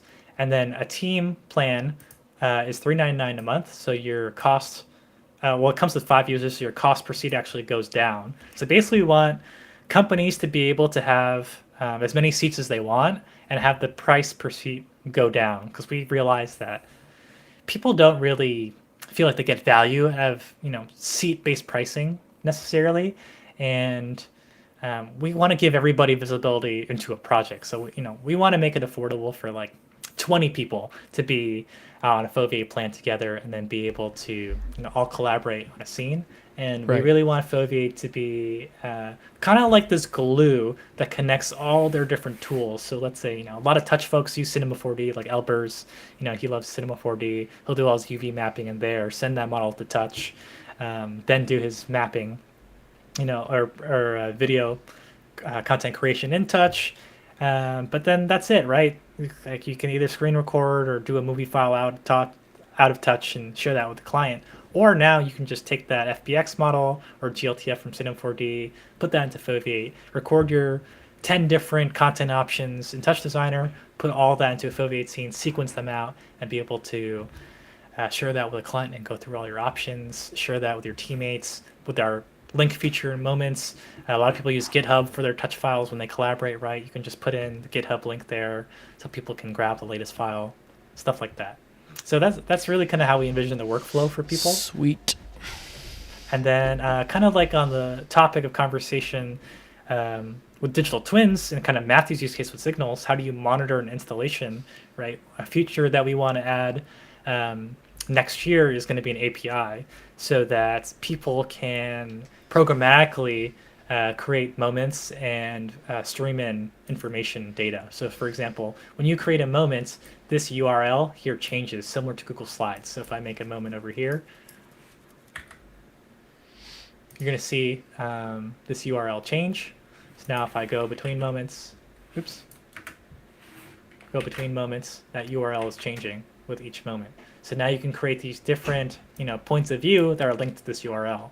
So it'd be great if, let's say, Sorry, for that, I missed that. You're saying the URL is changing based on what moment you're in? Yes, exactly. So each moment has its own unique URL. So if I go to the next interesting. moment, So like this kind of like I URL can is send changed. somebody a YouTube video that jumps into like the part of that video or something. Exactly. Or you share somebody a Google slide deck and you share them Right, and the it has the exact slide that specific- you're on. Oh, I love that. That's cool. But cool. yeah, with the API, we could make it so that say there's a media server over here. Sorry, this is empty, but pretend there's a media server here. We make a moment that's looking at a media server, and let's say you have 20 of them in the room. Then with the API, you can detect that media server is down, and it automatically moves to that moment. So let's say you're remotely monitoring an installation for a client, it could find out which computer is down and then give them a 3D walkthrough to exactly where that computer is and tell them, hey, it's this unit, and stream in data that takes in, Matthew's app tells you like the GPU, CPU utilization, the uptime for that computer, all of that data could be streamed in via this moment label. And then with moments, you can spatially locate them as well. So it could say, this is media server 2A, this is one of the nodes, and it has this data streaming in. It has this temperature of the GPU. It's been running for 23 hours. Its restart time is 6 a.m., stuff like that. So that's what the API will enable, and that's kind of like the next big kind of paradigm feature that we want to add next year. Of course, eventually we're going to add WebXR support so someone can jump into a headset and view a Foveate scene, immersively. Yeah, We're just that's kinda like waiting the next natural thing, right? Yeah, we're just kind of waiting on the tech, the hardware to get better. We've used the Vision Pro, we've used the Quest 3, now the new Samsung headset's out, and we're just kind of like waiting for them to get their shit together, for lack of a better word, and have WebXR be a little bit more robust. Because, Foveate scenes, they can be pretty intense if you have a lot of videos going on, you have post-processing, and the hardware is not necessarily that optimized for it. For example, Meta headsets are still throttled, so we'll see where that goes. But that's kind of later 2025 features we're looking into.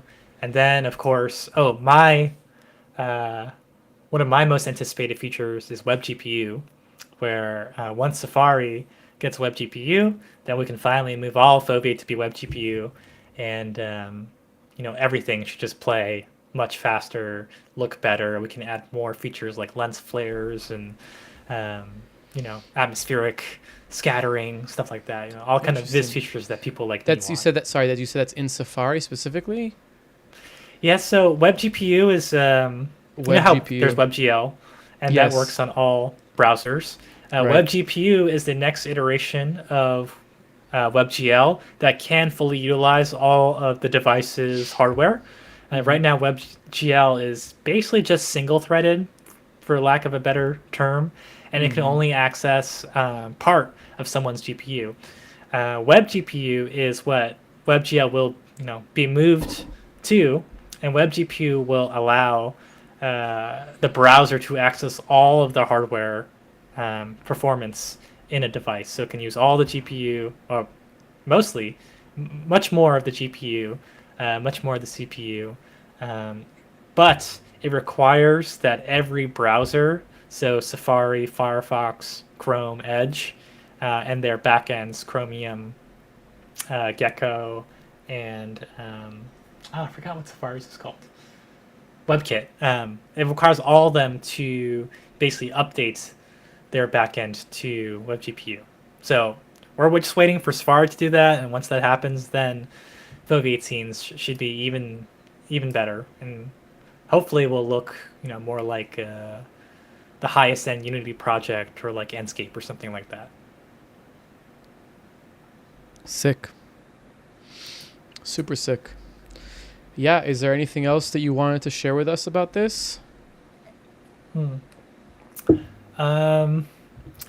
Yeah, I think that's mostly it for the top of my head, but I will say that Foveate does have a 14-day free trial. So for those listeners interested, it's free to sign up. You just click this button here, put in your email. You're welcome to use it for whatever you'd like. And if you guys ever want a demo from me, you can press the schedule demo button. And if there's requests for features, you can either hit us up at team@foveate.com. That's our email. Or we do have a Discord that you can come to from our website as well. I think it's at the bottom of this page. Join our Discord. And yeah, we'd love to hear from the community. What are some other things that you would like? There's been a lot of features in here and workflows really based upon my experience using Touch and using Touch with other kind of CAD and 3D modeling and visualization apps. But always welcome to hear from the community kind of your ideas and where you would like things to go. Awesome. Well, thank you for sharing with us a little bit of a behind the scenes or a little bit of a current Foveate state, I guess, for lack of a better word. It's super cool. Like I mentioned, we are I'm trying to push to integrate it into our sales tool, into our just kind of pre-visualization tool. Obviously, I can only make suggestions, but I think that it's pretty clear to my CEO how powerful it can be. We just have to figure out how to actually integrate it. But yeah, I mean, it's the 14-day free trial is awesome. I really recommend anybody to kind of go and take a look at it, look at all the scenes that are already available, and Kitae is super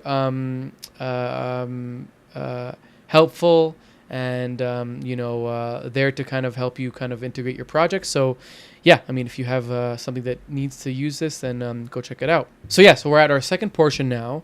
And the first thing I would want to talk about is you mentioned at the get-go sci-fi and its impression and inspiration on you. Yeah, give us a little bit of like, a rundown into what's your favorite sci-fi, how does it influence you in your life, and maybe, we can just kind of just talk about that a little bit because I also love sci-fi. I'm a huge Asimov fan. My background on my computer when I was like a 10-year-old, whatever, when I was a kid, was a picture of him like sitting in a chair.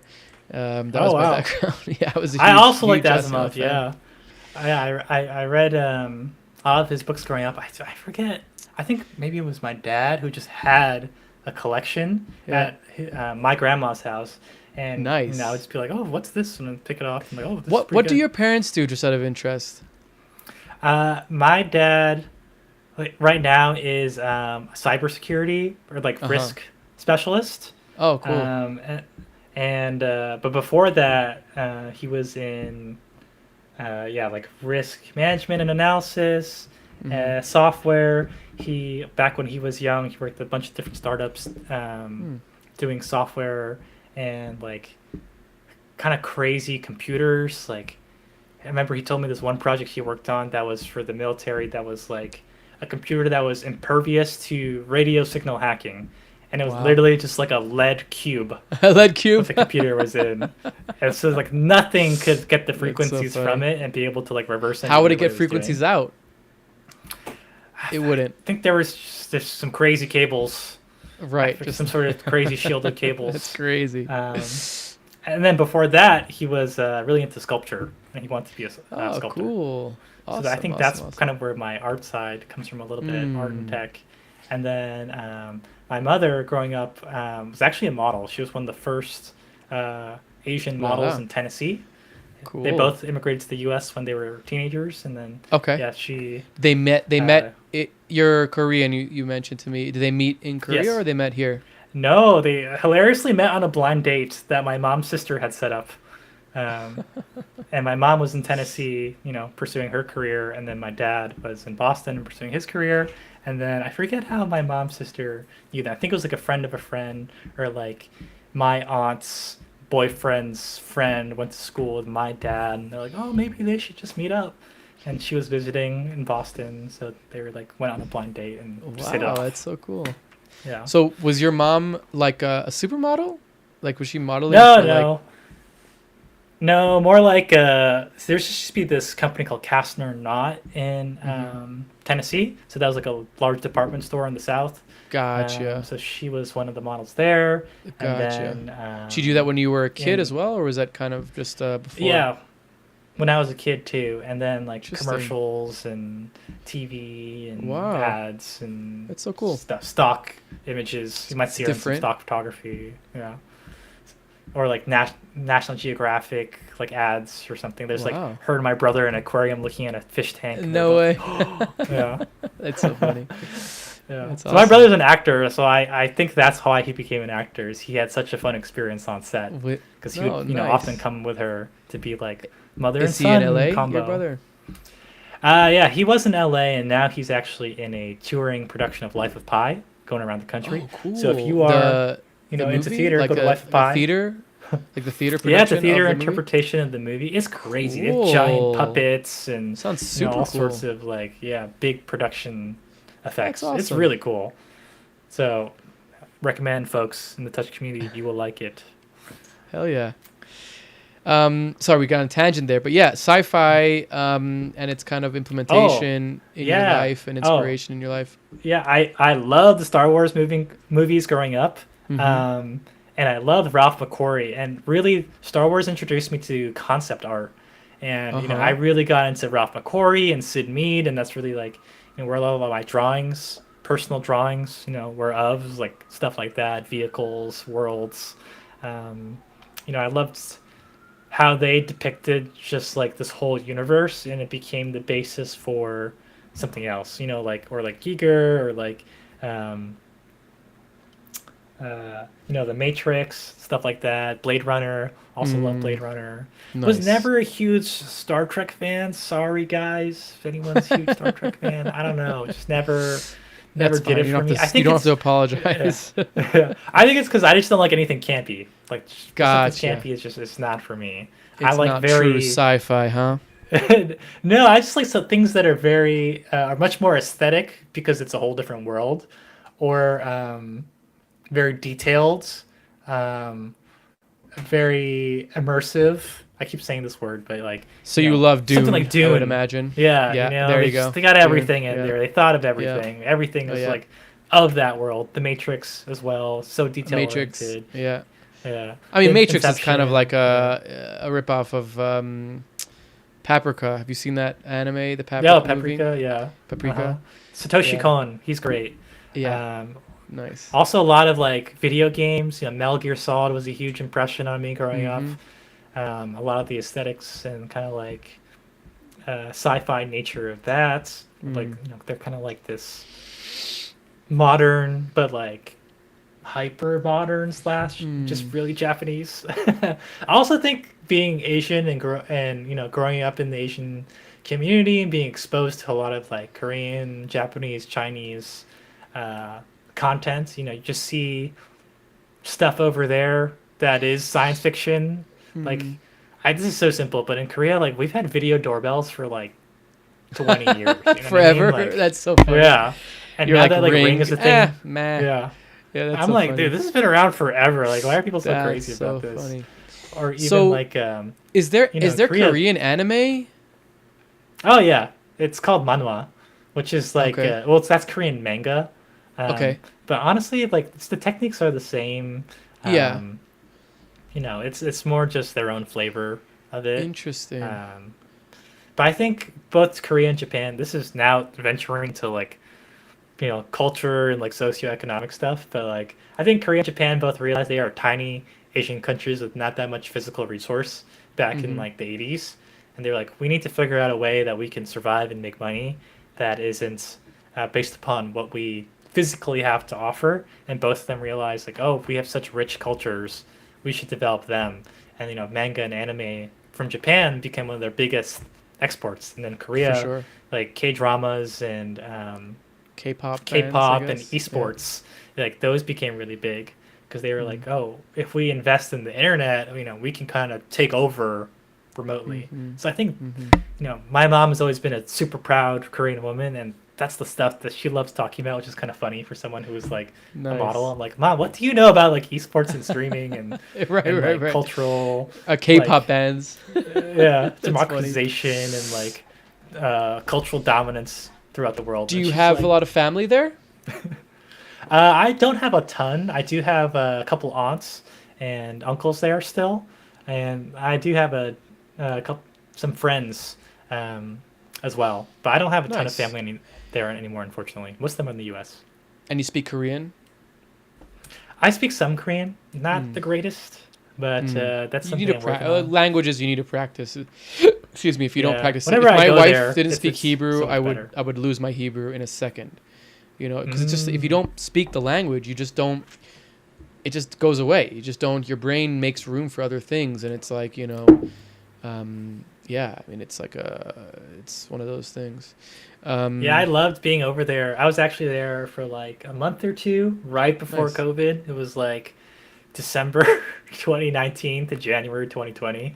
And that's back when it was called coronavirus. And my aunt was like, "Hey, Coronavirus. there's this thing called coronavirus." And I was like, "Whatever, Emo. I'm like, I'm gonna go hang out with my friends."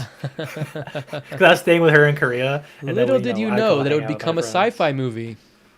Yeah, my own sci-fi movie. Except it was a much more boring dystopia than like sci-fi usually entails. Yeah, You that's know? true. That's true. Yeah, there was no Blade like Runner sold me fun something totally zombies or like robots or anything. It was just like the dystopia is just draconian laws and being stuck inside your house and being forced to do all Yeah. these weird shit that nobody wants to do. Yeah, And like for Zoom, sure. endless Zoom calls. And the Zoom I call, really that thought there'd that be was like the more. dystopia, Yeah. right? Like the everything's Yeah. moving to like NFTs are blowing up and all this thing is streaming and everything. You're like, is this really the future now? Is this really the Yeah. future? It's like, oh fuck. Oh my god. Oh, I guess it's the metaverse. Totally. I went to Goa like pretty much like very at the beginning of COVID, and it was like nothing, no COVID is happening there. It was like no restrictions, nothing, and it was just like okay, it kind of gave me like an insight of like maybe all these Western countries are kind of like overreacting a bit and taking advantage of this global pandemic, with like very little information. And I don't know. It was just like such a weird time, especially back then. Like nobody really knew what was going on. And like in retrospect, now that we have all that information and kind of like post-COVID analysis of what happened, it's like, a little bit suspicious here. All these new laws and It's interesting aspects 'cause of I was in Montreal and the lockdowns there were super strict. Like you literally Yeah. were not allowed to leave your house unless it was for food or to go to the pharmacy. Like literally everything was closed. Every restaurant, like they were really strict. well, And Canada. part of Canada that, love to be draconian. it was so and, strange, honestly, because you would think of Canada being very liberal. Montreal's a super liberal place, but Well, yeah, what they happens did when you that. get super liberal? You get to be, Well, I don't know, because in Korea, for example, Korea is not as liberal as Canada or the U.S. I would say, Mhm. but yet there Mhm. was no lockdowns. There was no restriction of movement in that way. So I think that was kind of like a funny reversal. Dichotomy But of it was seeing both, interesting, yeah, because I was stuck inside all the time. We had a lot of time, Ian and I, 'cause we were you know, noodling the idea for Foveate back then, we had a lot of time to think about it and, Mm. work on remote 3D projects together and be like, well, how would we want to work together? How would we pre-visualize this installation? How would we develop this technology? Like, what would we want? So much of Foveate's development has been, we joke, like vibes based, where we're just like, would that be sick? Like to add this feature, like would that really help us out? Yeah, I think that'd be good. Like it wasn't something that somebody asked for. Like the present Mm. feature, that's something where I was like, screen sharing is so bad. Like we can't Right. be a 3D web app and That you have to just screen have people share the screen thing. share it. Yeah, It yeah, makes yeah. no sense. So Mm. that's really where that presents feature and real time syncing came from. So this is a good segue, actually. What is it? Are you guys a startup? Are you funded? Are you looking for funding? What has it We're been all like bootstrap, being baby. a all bootstrap? What has it been like in the startup, being a startup? That's like totally a 180 of an artist being an entrepreneur is like a totally different experience. Like, there's some similarities, I guess, but like, what has it been like for you to be in that space? And are you guys looking for funding? Are you trying to get bought out? Like, what is the trajectory? Obviously, No, I share whatever mean, share what you can. yeah, no, we don't want to get bought out, at least not Mm-hmm. anytime soon. We Mm-hmm. feel like we're just getting started. Uh, like I mentioned, WebGPU was coming, and I was saying to Ian the other day, I was like, dude, if anybody even tried to acquire us before WebGPU comes out, like it would be so stupid because we're Mm-hmm. gonna Mm-hmm. be able to like double the rendering capability and Mm-hmm. performance and features of Foveate. And once we have WebXR2, it's gonna be like Mm-hmm. the whole shebang there. But we are both artists, engineers, kind of like scrappy dudes from the get go. Like that's always been our background and how we've worked, even in college. When we were like doing DJ VJ sets together. So we're no strangers to getting shit done. Quickly, easily, not needing like a giant team. And we've honestly just haven't needed to raise money up Nice. until this point. We fully launched without that. Um, it's not something that we're really like looking to do anytime Mm. soon. It's a Um, totally time suck experience, right? Going to search for money. It's like yeah, a totally different experience.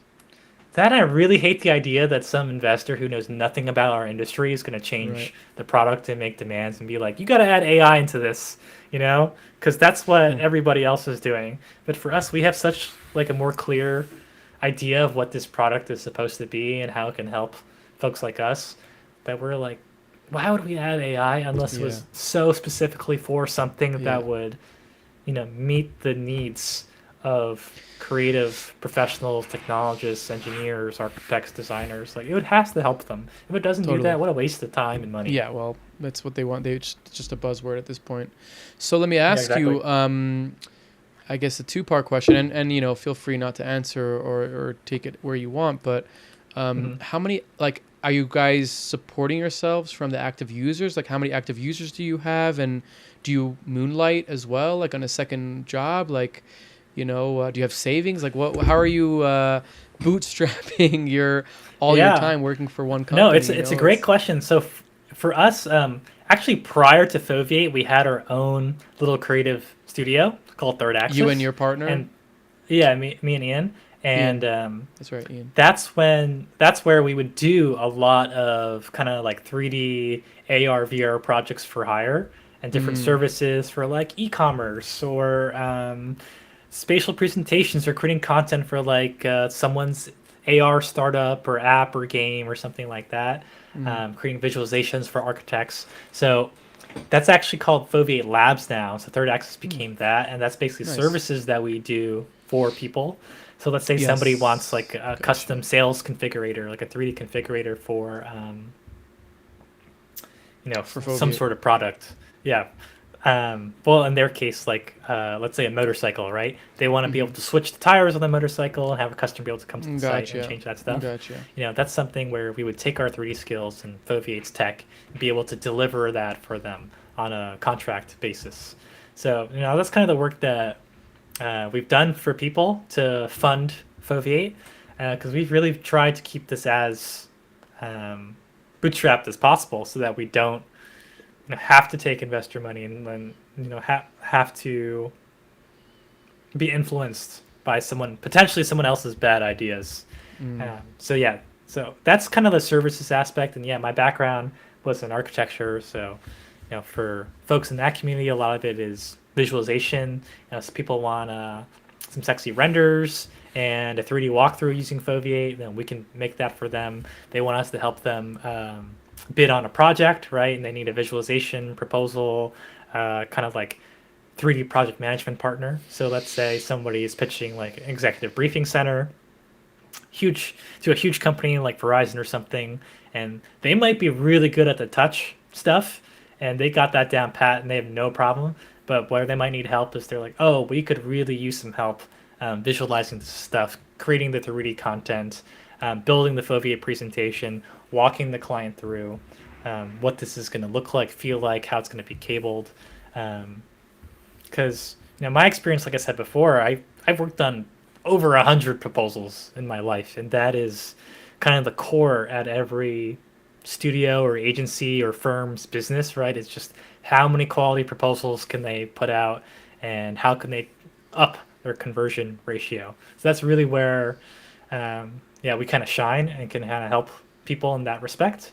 And then for certain other companies, it might be kind of other use cases where they're like, oh, we just would love an architect to model something that would fit in this space, kind of like help us design this event or installation. Or let's say for some companies, they want like a virtual tour of their space or product. So for example, like this performance center in New Haven we're talking to, they want to be able to have a virtual tour that anybody can scan a QR code or get a link to, and basically replace the tour system they have now, which is just a series of images on their website. So Smart. They're like, let's just replace our 3D. How are people our hearing 2D about slideshow. you? How are people hearing about you? SEO? Honestly, or is it... yeah, we haven't like marketed too much. We've been kind of like in a quasi stealth for the past year and a half, and then we've only really come out in the last like 4 months. With working with people like Matthew Reagan, but then also working with more AEC partners, like because we coordinate with or work with all the different 3D apps, we've been able to go to people like SketchUp, Rhino, Unreal, get access to their software, build tutorials that show how to go from their software into Foveate, use that to make a immersive presentation. Yeah. Nice. So we haven't actually pushed we haven't pushed on that too hard, but that's been a really interesting way to co-market with people who are more established, and then show their user base, hey, here's a superpower that you can have using Foveate that you can't, that you couldn't do previously, and you don't even have to learn anything, right? Right. So that's the pull. Exactly. And then with SketchUp, we've been working with them for speaking with them for a while, like 6 to 8 months, and then about 4 months ago they asked us to come to their accelerator program, which is called the 0 to 60 challenge. That's awesome. So then they got us to build a extension for SketchUp. So now with the SketchUp Foveate extension, anybody in SketchUp using this extension can basically model in SketchUp, create these different camera points of view in their SketchUp scene, in which they can annotate. They can create video materials in SketchUp, and then export that to Foveate, upload that model, directly. And have directly just from SketchUp, a one-click export that puts awesome. that scene onto a Foveate link, shareable with the client, and it's updatable. So if they update their model in SketchUp, they just press re-export, and then it uploads and overwrites the model in Foveate. They can invite somebody who's using 3ds Max. That person can add their animated assets. They can invite someone from Touch Designer. We know a lot of people in event worlds, they love SketchUp. If you look at like fashion shows, for example, a lot of those are honestly just SketchUp. But they need to be able to visualize, the LED wall, the projectors, the lights, all that stuff. Models walking down the runway, the camera points of view. So now with Foveate and SketchUp together, they can do all that. They don't need another tool. They don't need to take a whole bunch of renders and screen caps. It's awesome. Just ready to go. That's awesome. Is your day-to-day like more CEO type stuff? Are you doing more like client stuff? And your partner's more like the coding aspect? Oh, Ian does a lot of the kind of CEO and coding stuff together. Gotcha. And then I'm technically the CDO, Chief Design Officer, and my background, since it is an AEC and experiential, I'm the one who's actually talking to a lot of these clients, doing like customer success, finding out their use case, doing kind of these conversations that I would have, like that I had with you and Brian, giving demos and kind of helping people understand what the product is, how they could use it, what problems that we're solving for them. So that's kind of how we split up a lot of the tasks. Yeah. Gotcha. Are you enjoying it? Yeah, no, it's great. It's been super interesting, like you were mentioned before. Being an artist designer and then moving towards a more entrepreneurial role is definitely has its challenges, but honestly, it's something that I've always wanted to do.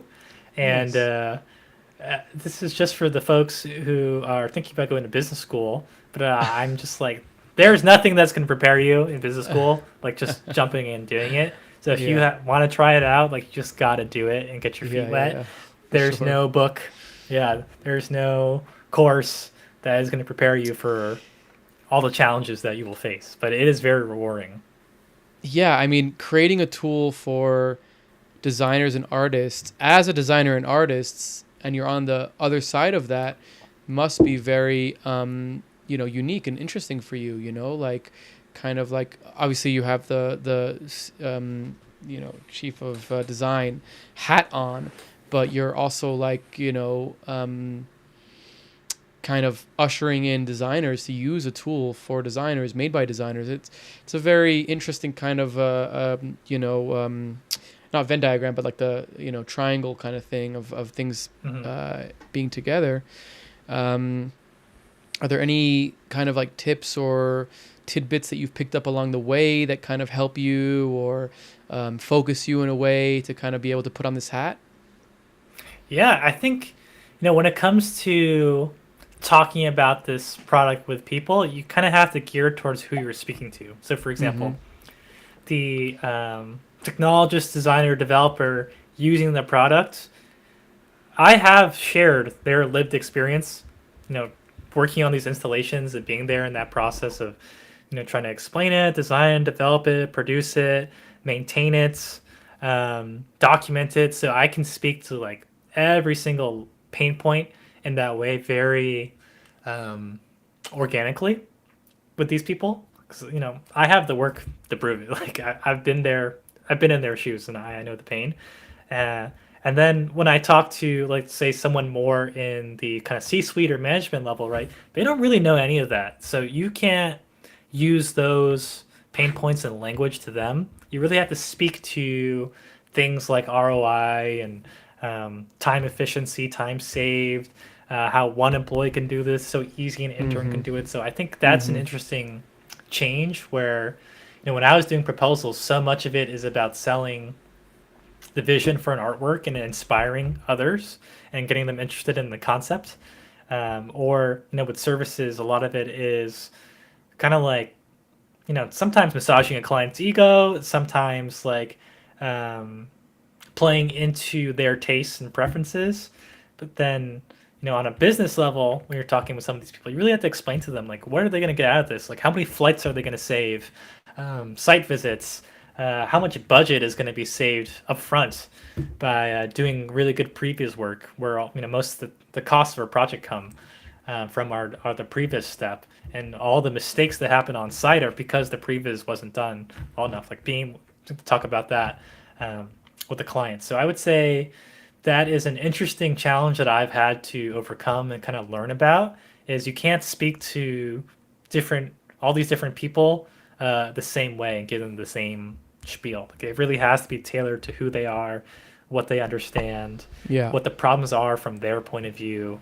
And that has been, kind of a unique thing that nobody really tells you about, let's say. Like, because if you're, for example, an architect, most architects, and I'm sure touch devs as well, they think to themselves, oh, we're going to stand out by having better work and doing more creative work, maybe doing our own side projects, stuff like that.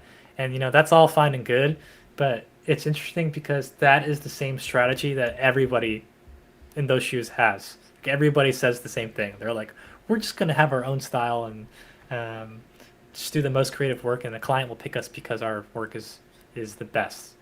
And that's tough to do. And I think we've seen a lot of people have a hard time with that methodology, whereas if you can position yourself more uniquely, that actually allows you to do better and be the top choice in something. So for example, when we first started Foveate, we really opened up the net to every industry. We're like, hey, games, fashion, engineering, products, e-commerce, marketing, we want you guys to all use Foveate as well. And I had so many conversations with these people trying to show them Foveate, and I realized at a certain point, like they just didn't get it. And even if they use 3D, they all do in some way, which is why we were talking to them. Maybe we didn't understand their domain well enough and their needs to make the right product for them. For example, fashion is all about materials. So if Foveate doesn't render materials at like the highest definition possible in the most realistic way, cloth simulations and whatnot. Cloth simulation, like it doesn't matter to them. Like they're going to use Clo, Marvelous Designer, and render out a video and render out an image, do a Corona image, do a whole bunch of Photoshop, and like that's what matters to them.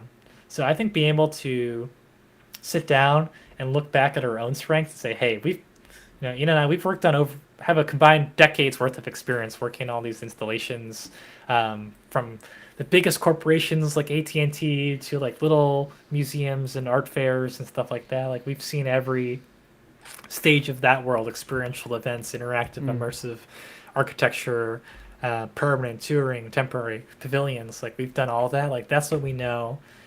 Positioning ourselves just in that bracket has been super beneficial.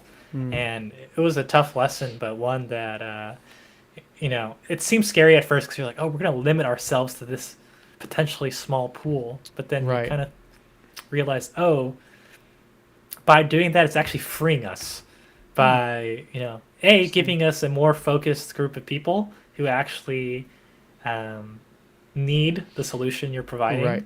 They're going to be better clients and, happier. And you can speak to them easier. Yeah. And you can build the features that really they care about more. Benefit so them. Like a fashion, like a fashion person doesn't really care that we have a great post-processing stack and a present feature. Right. Like that doesn't matter to them. Certain things do really matter to them that we have, like the fact that it works on every device because they present on smart TVs and conference rooms a lot. Right. It works on an iPad because iPads are all color calibrated. So that stuff is really important to them. But we still have to add like 5 more features to make it worth it for them. Yeah, I mean, we'll get there. I'm sure that running, maybe not yet, but running an Alembic in a web browser is probably possible at this point. And then it's just like that's the workflow anyways. When they're going to Unreal, they're not using Unreal cloth physics. They're rendering out from Marvelous an Alembic that has all the physics in Houdini, it. Houdini or whatever. Yeah, it's like there's no. Even the game engines, they definitely have cloth physics and stuff like that, but it's not. It's more for a game. It's not for the high fidelity that they need. Although there is some tools out there. I did a virtual mirror. It was a totally nightmare and client, and it actually ended up being scrapped. But we did a virtual mirror where the person would look at themselves in front of a TV, and we did like an AR augmented cloth simulation over them, and it would fit them and everything, and like moved with them and everything. It was pretty cool. There was this plugin called Tri-Mirror, I think it was called. What is it called? It's like a cloth sim that's not Unreal. This built-in chaos thing. It was like it was cool. Third party called plugin. They changed their name. U-Draper, that's what it's called. That sounds familiar. And it was cool, like it has similarities to like Marvelous Designer and like what you can do there, and it kind of had pretty realistic a simulation and very affordable. Like all the ticked all the boxes kind of thing. but yeah, I mean, the client was like, once we showed it to them and we're like, look how cool this is, the user can come in and we like take a scan of their body to get the right body type so that it fits them, and look how dynamic it is. They're like, it's not real enough, it's not good enough looking, and we're like, what are you expecting here? This is like we're not making a product, we're just making an installation for like a 1 day, fashion show. Like, what do you? They were expecting like some AAA, video game quality, like post rendered thing, and we're like, that doesn't exist, like, It's and not if possible. it does, Yeah. it's impossible. And if it is possible, you're gonna need millions of dollars to make R&D to make a product, So it was like, you're not paying us a tenth of that, Nearly enough. like Yeah. not even close to that, we went above and beyond. So it kind of like got scrapped before it actually got finished. But the proof of concept was super cool, it was like, we did like mesh morphs to like be able to dial in the person's body, and like just from a picture, we could like dial in their like thickness of their arms, thickness of their waist and everything. And then the claw simulation would kind of be wrapped on that fake skeleton of them, and it moved around, and we did like masking so that there was like, you could be inside the thing. It was, I was very impressed by what we managed to do in this short amount of time, but they weren't. So somebody lost a lot of money, I got paid, I was fine with it, I did what I was supposed to do.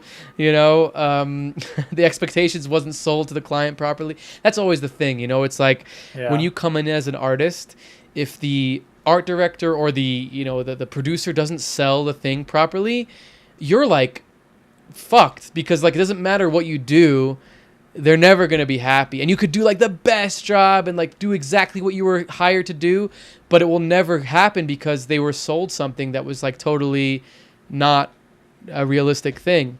Honestly, that's one of the reasons why I prefer doing previses and like even proposals, concepts in real time, because that kind of sets the expectation. Whereas 100%, I've seen so many architecture firms, especially, create these crazy archiviz renderings with like, so much path trace, V-Ray, Corona, and then like so much Photoshop, and at the end of the day, you're like, these people sold something that is impossible. It is not real. Nothing is this bright. Like, I remember these one people, they did like a LED Archimedia installation on this building, right? And they made it shine super bright during daytime in the photo, in the CGI. Not gonna happen. Hey, I don't even know what lights you're thinking of, but nothing can compete with the sun. Like, it's impossible. It happens in virtual production all the time when they're selling a virtual production shoot, and they're like, first of all, they're using like The Mandalorian as like an example, where The Mandalorian, everything was rotoscoped and re-rendered in not in Octane, in like, in like Corona, and like, high end fucking, ILM renderers, not even Corona, like whatever. And they're like, oh yeah, it's gonna look photoreal. And then they're like showing, from Unreal, like offline renders of like camera movements, and it's like, no, don't do that. Like, they're gonna expect that to run in real time, and it's like, that's not what it is. You can definitely get it to look real, you can definitely get it to look good, but you're gonna have to like play with depth of field, you're gonna have to play with angles, you're gonna have to play with like, the best way to fake it is have physical objects in the scene that the user's eye is drawn to, and the background is just a background, and the parallax kind of fakes that depth and like real-time thing, but your eyes are drawn to the physical pieces of the set, real thing, and it's the real thing, and totally. And then it's like, they don't get that, or they sell it as like, no, just we'll make it look good, and it just never ends up doing that. And it's a shame, and it's something that like I've really spent a lot of time trying to educate like potential clients and potential like people that hire me, like a producer that hires me, of like expectation, shoot low, don't fake the renders, like render from in camera, render from from Unreal proper, like screen capture what you're seeing in your viewport, because then it's like, maybe this isn't the right choice for them, maybe we need to do video plates, maybe we need to do a different approach. And it's always better, I feel, and you probably agree. Like, it's always better to lose the job than it is to get the job, have somebody spend a ton of money, and then be really upset, because you're going to be the person who wasted their money, and they're never going to hire you. Maybe they're going to badly talk about you. And let's say, like, even, more esoterically, they're never going to want to use the technology that you love and you're trying to champion again, because they're going to be like, virtual production sucks. It doesn't work well. Or, whatever, this architecture firm. We burned $1 million on this. Yeah, exactly. And that's the story that they tell forever. And then, like, nobody's going to want to adopt the technology that you're championing because of that one bad experience. So it's like, you might lose money, you might lose the client, but you're not burning a bridge. You're not ruining it for everybody else. And I think that's that's a whatever. That's like, kind of like a capitalism, profit over actual, like, profit over utility, or profit over, like, actual product is, like, kind of a poison in our industry, visual arts, and just, in general, kind of like the visual world, especially now with AI and this kind of, like, quote unquote, like, I don't know if you've seen this Coca-Cola commercial that was released by AI. Oh, I heard about it. Yeah, but I didn't watch it because I was just... It's garbage, and it's like, yeah, it's that's like what I heard. 90. And I was like, I don't need to watch this. 99% of people are not going to know what it is, right? Even though they kind of made a point to say that it's AI at the end, which I thought was pretty cool. But it's like, I can guarantee you that commercial cost a shit ton of money, because they had to go through the process again and again and again, and they probably had to art direct the thing so difficult. They had to get some enterprise, thing with wherever they made it, on Sora, wherever they made it, they had to get some enterprise deal with them, hire all these people, and it's like, at the end of the day, it just didn't look good at all. And it's like, what's the point of this, right? And it's just, I mean, to me, it was just like kind of like a really dumb use case of AI. And, hate or love AI, there's good use cases for it. It's kind of like, I had this conversation a few weeks ago, but it's like kind of like ChatGPT is kind of ruining LLMs for everybody with all these massive promises of features. And they're like, bar of entry is so high in terms of cost, in terms of use, that it's like, this is not what the actual thing should be, And it's like, you're just kind of making it look bad, and you're going to get all this investment, and then it's going to be thrown on the floor, and no promises are going to be filled. And then people are going to be like, this technology's shit. Let's just, like, put it aside and not, like, actually go, the full thing with it. And it's such a shame. Yeah, no, totally. I feel like there are so many tech hype things that promise the moon and just ultimately never deliver. And I feel the way about VR, honestly, where totally VR is such a good example of that. VR is probably the best example in recent memory of something that was like, or the metaverse, supposed right? to be game changing. Yeah. I mean, I think the metaverse is really what killed it, to be honest.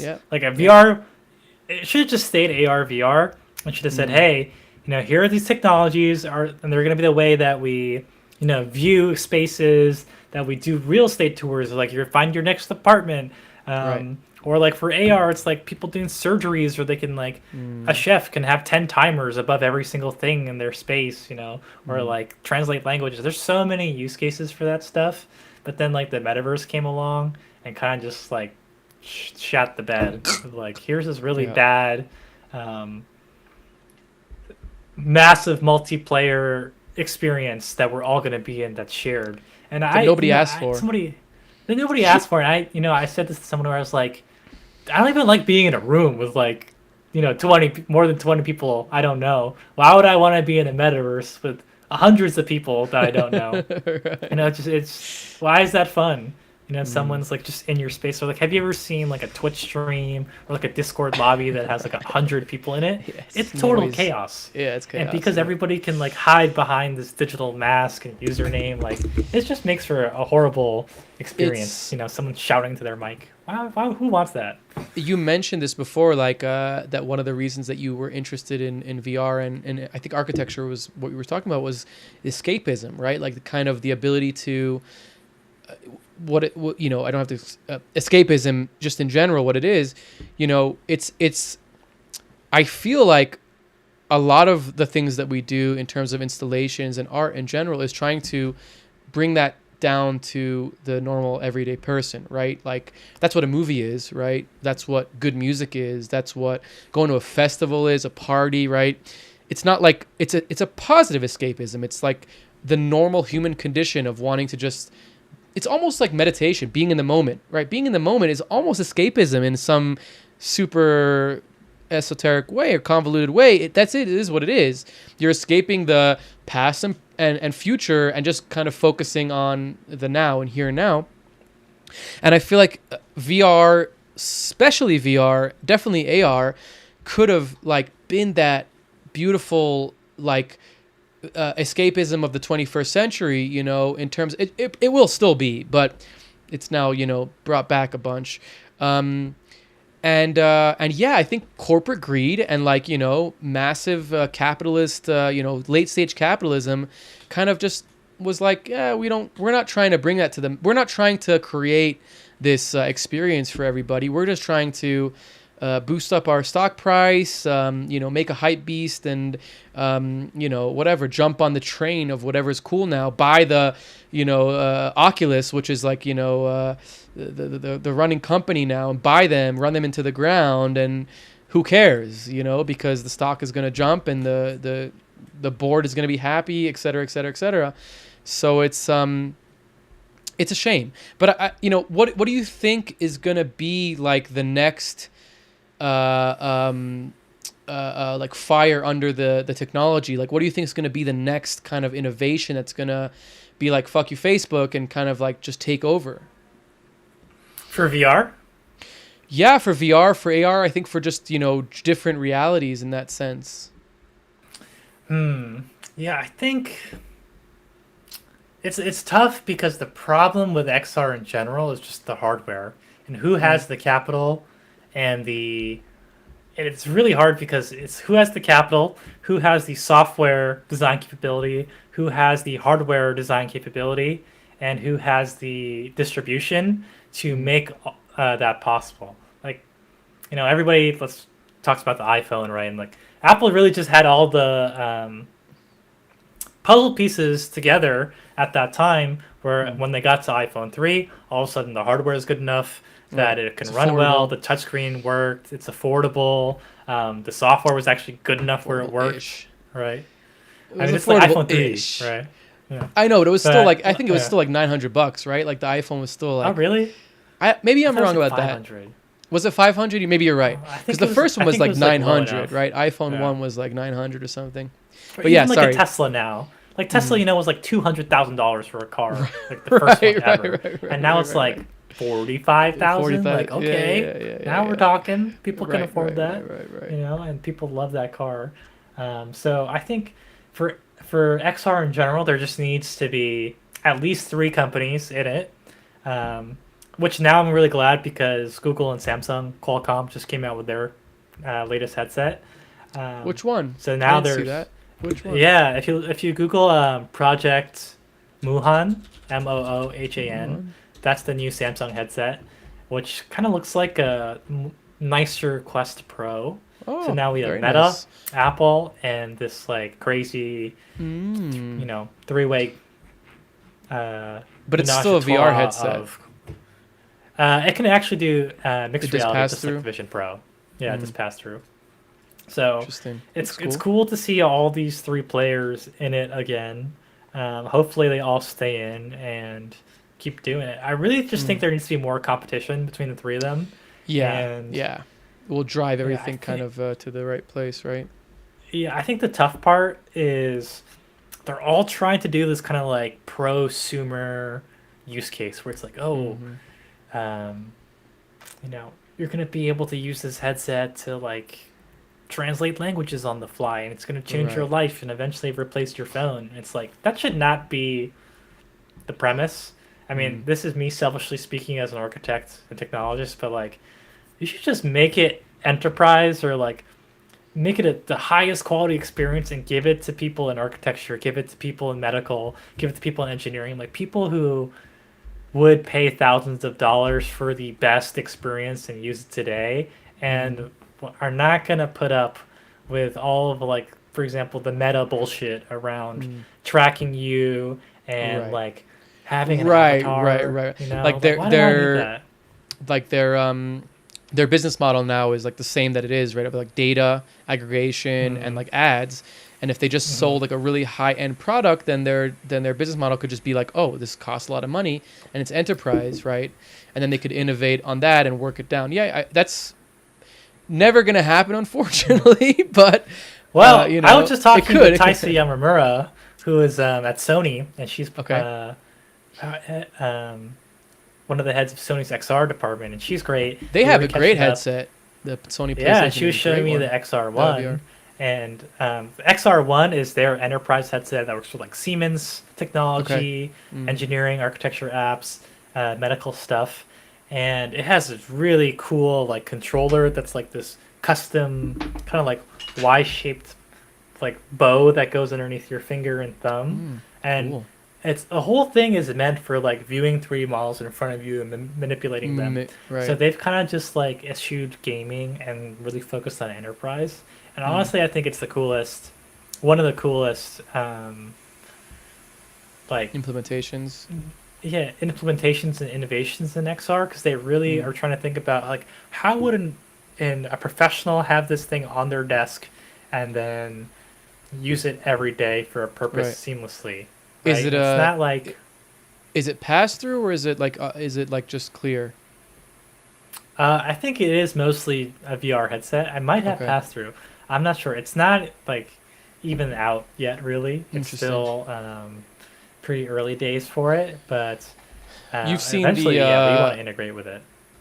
Hell yeah! You've seen the augmented reality, the new one, I don't know, Orion or no, not Orion. Yeah. Is it Orion? Orion, and also Snapchat that's came the out Meta with one.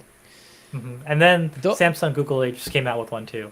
They came out with one, and so Yeah. those look cool. You know, I'm excited. I mean, obviously they're super prototypey, and they have lots of issues with like frame rate and field of view and stuff like that. But at least there's a push in that direction, because I feel like that is a much more easier thing to adopt than a massive VR headset that costs thousands of dollars. A cool, sleek kind of piece of technology that you can walk around with, I think, is more easier pill to swallow for the prosumer consumer. And then I don't know if you've heard this company. Oh, I'm not gonna. I have to find the name of it, but it's like a Chinese company that does like kind of like the Ray-Ban Meta glasses, but it's like X-Real? yes, X-Real.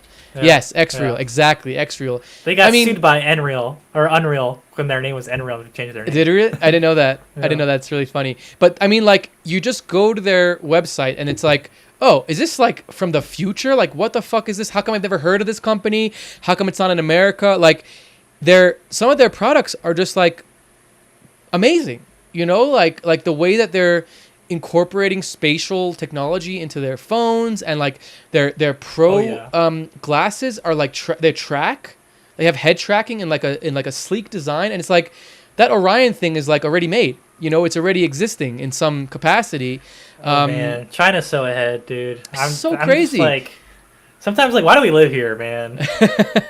Like, did you see the Ford CEO? He bought a BYD or a Xiaomi car, and Xiaomi car? to test it out, because Yeah. Xiaomi, they switched from phones to making cars 2 years ago, and their No way, I new didn't know car that. is apparently so fucking sick Advanced. that the Ford CEO had it imported. The U.S. puts 100% tariff on it, so basically no one can have it. Right. They doubled the price of it. Oh my God. But he got it. He got like the SUV version. This is the Ford CEO, mind CEO. you. He got it, and he says that it's his favorite daily driver. No way. He was like, I'm gonna what keep a this what car. a He f said this you in to Car like and the Driver magazine. Yeah. Oh my God. It's But I think so it just kind funny. of speaks to how like shitified the American tech industry has become. Right? Google's terrible. You search for something, and it's like you don't get it. You just get a bunch of sponsored ads that are not even correctly linked Yeah. to sponsored. I mean, it's like Apple products. They're pretty bad. Like, why does Foveate not work on my iPhone that Yeah. well, but it works on I Android think it's like from what 5 we years said. ago? You know, it's it's late stage capitalism without any regard for like what people want and like innovation. I think since Jobs died, or maybe even before that, like innovation kind of just like isn't important for market capture and for like, you know, and for investors. What is important for them is like data aggregation, you know, manipulation of markets, monopolization of markets. That's what's important, you know, like if imagine if like Apple, if they didn't have the laws that they passed of like you know, of like forcing them to like make their products easier to fix and things like that. I can't remember the word for it, but you know, they make their products right to repair, but then they make their products on purpose so that they break. That's like a planned normal obsolescence. Thing. Planned obsolescence. Thank you. That's like a normal thing. If that law wouldn't have passed, then like they would have just gone even deeper down into that thing. And it's like, where is the company that changed the world? You know, like where is that company? You know, and I think there's all the company not here. And it's same with Google, right? Like made the internet. It's so I think that like China. Say all you want about like you know communism and whatever, like at least they're focused on like actually making products that make your life better, you know, and like they're focused on like innovation, and they're focused on like capturing the market, not by like strong manning or like manipulating the market, but like because their shit is good, you know. And that's like kind of what America was maybe when we were kids like 20-30 years ago, you know. And like now it's just late stage capitalism is just garbage. And I feel like I hope things will change. I think that they'll have to change because, you know, I just feel like they'll have to change. Something will have to change. Like maybe there'll be some massive crash or some massive, you know, like, you know, who knows what will happen. Hopefully it won't be like a war or anything like that, but something will have to change. I think it's interesting because, you know, Steve Jobs, he used to work for, I believe it was for HP, and he was talking about, you know, when he was young, HP was huge. They were like the biggest company on earth. And then after that, he wanted to go work for like IBM or something, or like one of those. Oh no, it was Xerox, and he got rejected from working at Xerox. And then, you know, eventually we go on to start Apple, and Xerox is basically dead. Like Xerox doesn't exist anymore. And he's saying how the product people at Xerox, you know, eventually got phased out because they made the product so good that innovation didn't drive anything anymore. You know, you don't need innovation when you already have a monopoly. And you have the best product. You just need more sales and marketing. So then those people get a boost in the company, and eventually the organization just becomes those people. And then the company forgets how to create a new product. I don't think Apple's quite there yet. Well, what's his name? Johnny just left the company, right? Johnny Ive. He just left the company. I think that definitely has had an impact on the design side, because whoever you know designed the new Photos app, this shit is garbage. So I cannot there was nothing wrong with the old one. Somehow I'm surprised you use an iPhone, to be honest. Yeah, me too. I use a PC, so it makes even less sense that I have an iPhone. But dude, just all my family members have one, so just do it. You can get the same phone, if not better, for half the price. And you can get a better phone for the same price. That Samsung Z Fold is pretty cool. One of my friends has those. Yeah. I was like, I'm a OnePlus boy. I love it. Oh, okay. I like, you know, like it's like it feels like a premium phone. It does everything that a premium phone does, but it costs, you know, $500 less than a premium phone. I love it. Yeah. I'm super happy with it. The Z Fold I like. So I'm just amazed that they were able to create a curved screen that folds. Definitely. And, like, it's touch capacitive. I mean, the Fold. I don't have $1,000 to spend on a phone, but if the moment I need to get like a new iPad or something, I'm definitely going to get a folding phone. They're so cool, and I've seen like people use them in like the real world as their daily driver, and it's like, oh, that makes total sense. Like you have the same device in two device, like that's awesome. Oh, dude, this reminds me. There's this one woman. Her name was Kyungnan Kim. She was the head curator at Mori Pacific Museum back when we were doing an installation there. No relation to me, but she's a total boss. Okay. And I remember, you know, because she's in charge of the museum, so she would have to like go to every room, and she would come down and check on us when we were installing sometimes. And the way that this woman got so much done was that her Android phone was her device. And she carried around with her, and this is how Koreans are like on another level, a fucking Bluetooth foldable keyboard that is spring loaded. Nice. So you just click it and it opens up. So she would just she got an email, she was looking at it. Yeah. And her phone case had like the pop-out stand, so she would just set up her phone like on the table stand, then open up the Bluetooth keyboard, just unfolds, and just like grind out a whole document. She was way ahead, huh? Yeah, wherever she was. This is back in like 2018, so I remember looking at her being like, "Oh my god!" Like, she got the phone with like the 24-hour battery life, the Bluetooth keyboard. She's mobile, all right. She's taking all the calls, and Koreans they use Kakao Talk, like that's their chat app. It's kind of like Korea's WeChat. So you can do calls, texts, mail, like everything from it. Nice. So she's just running the business from there, you know? Hell yeah. It was crazy. I was like, damn, I want to be like that. Well, my friend, this was awesome. Super nice talking to you and getting to know you a little bit better and learning about Foveate. Is there anything you want to share with us before we say goodbye? Yeah, I mean, I would just reiterate, like, I owe a lot to, this touch community in particular. You guys have helped me so much.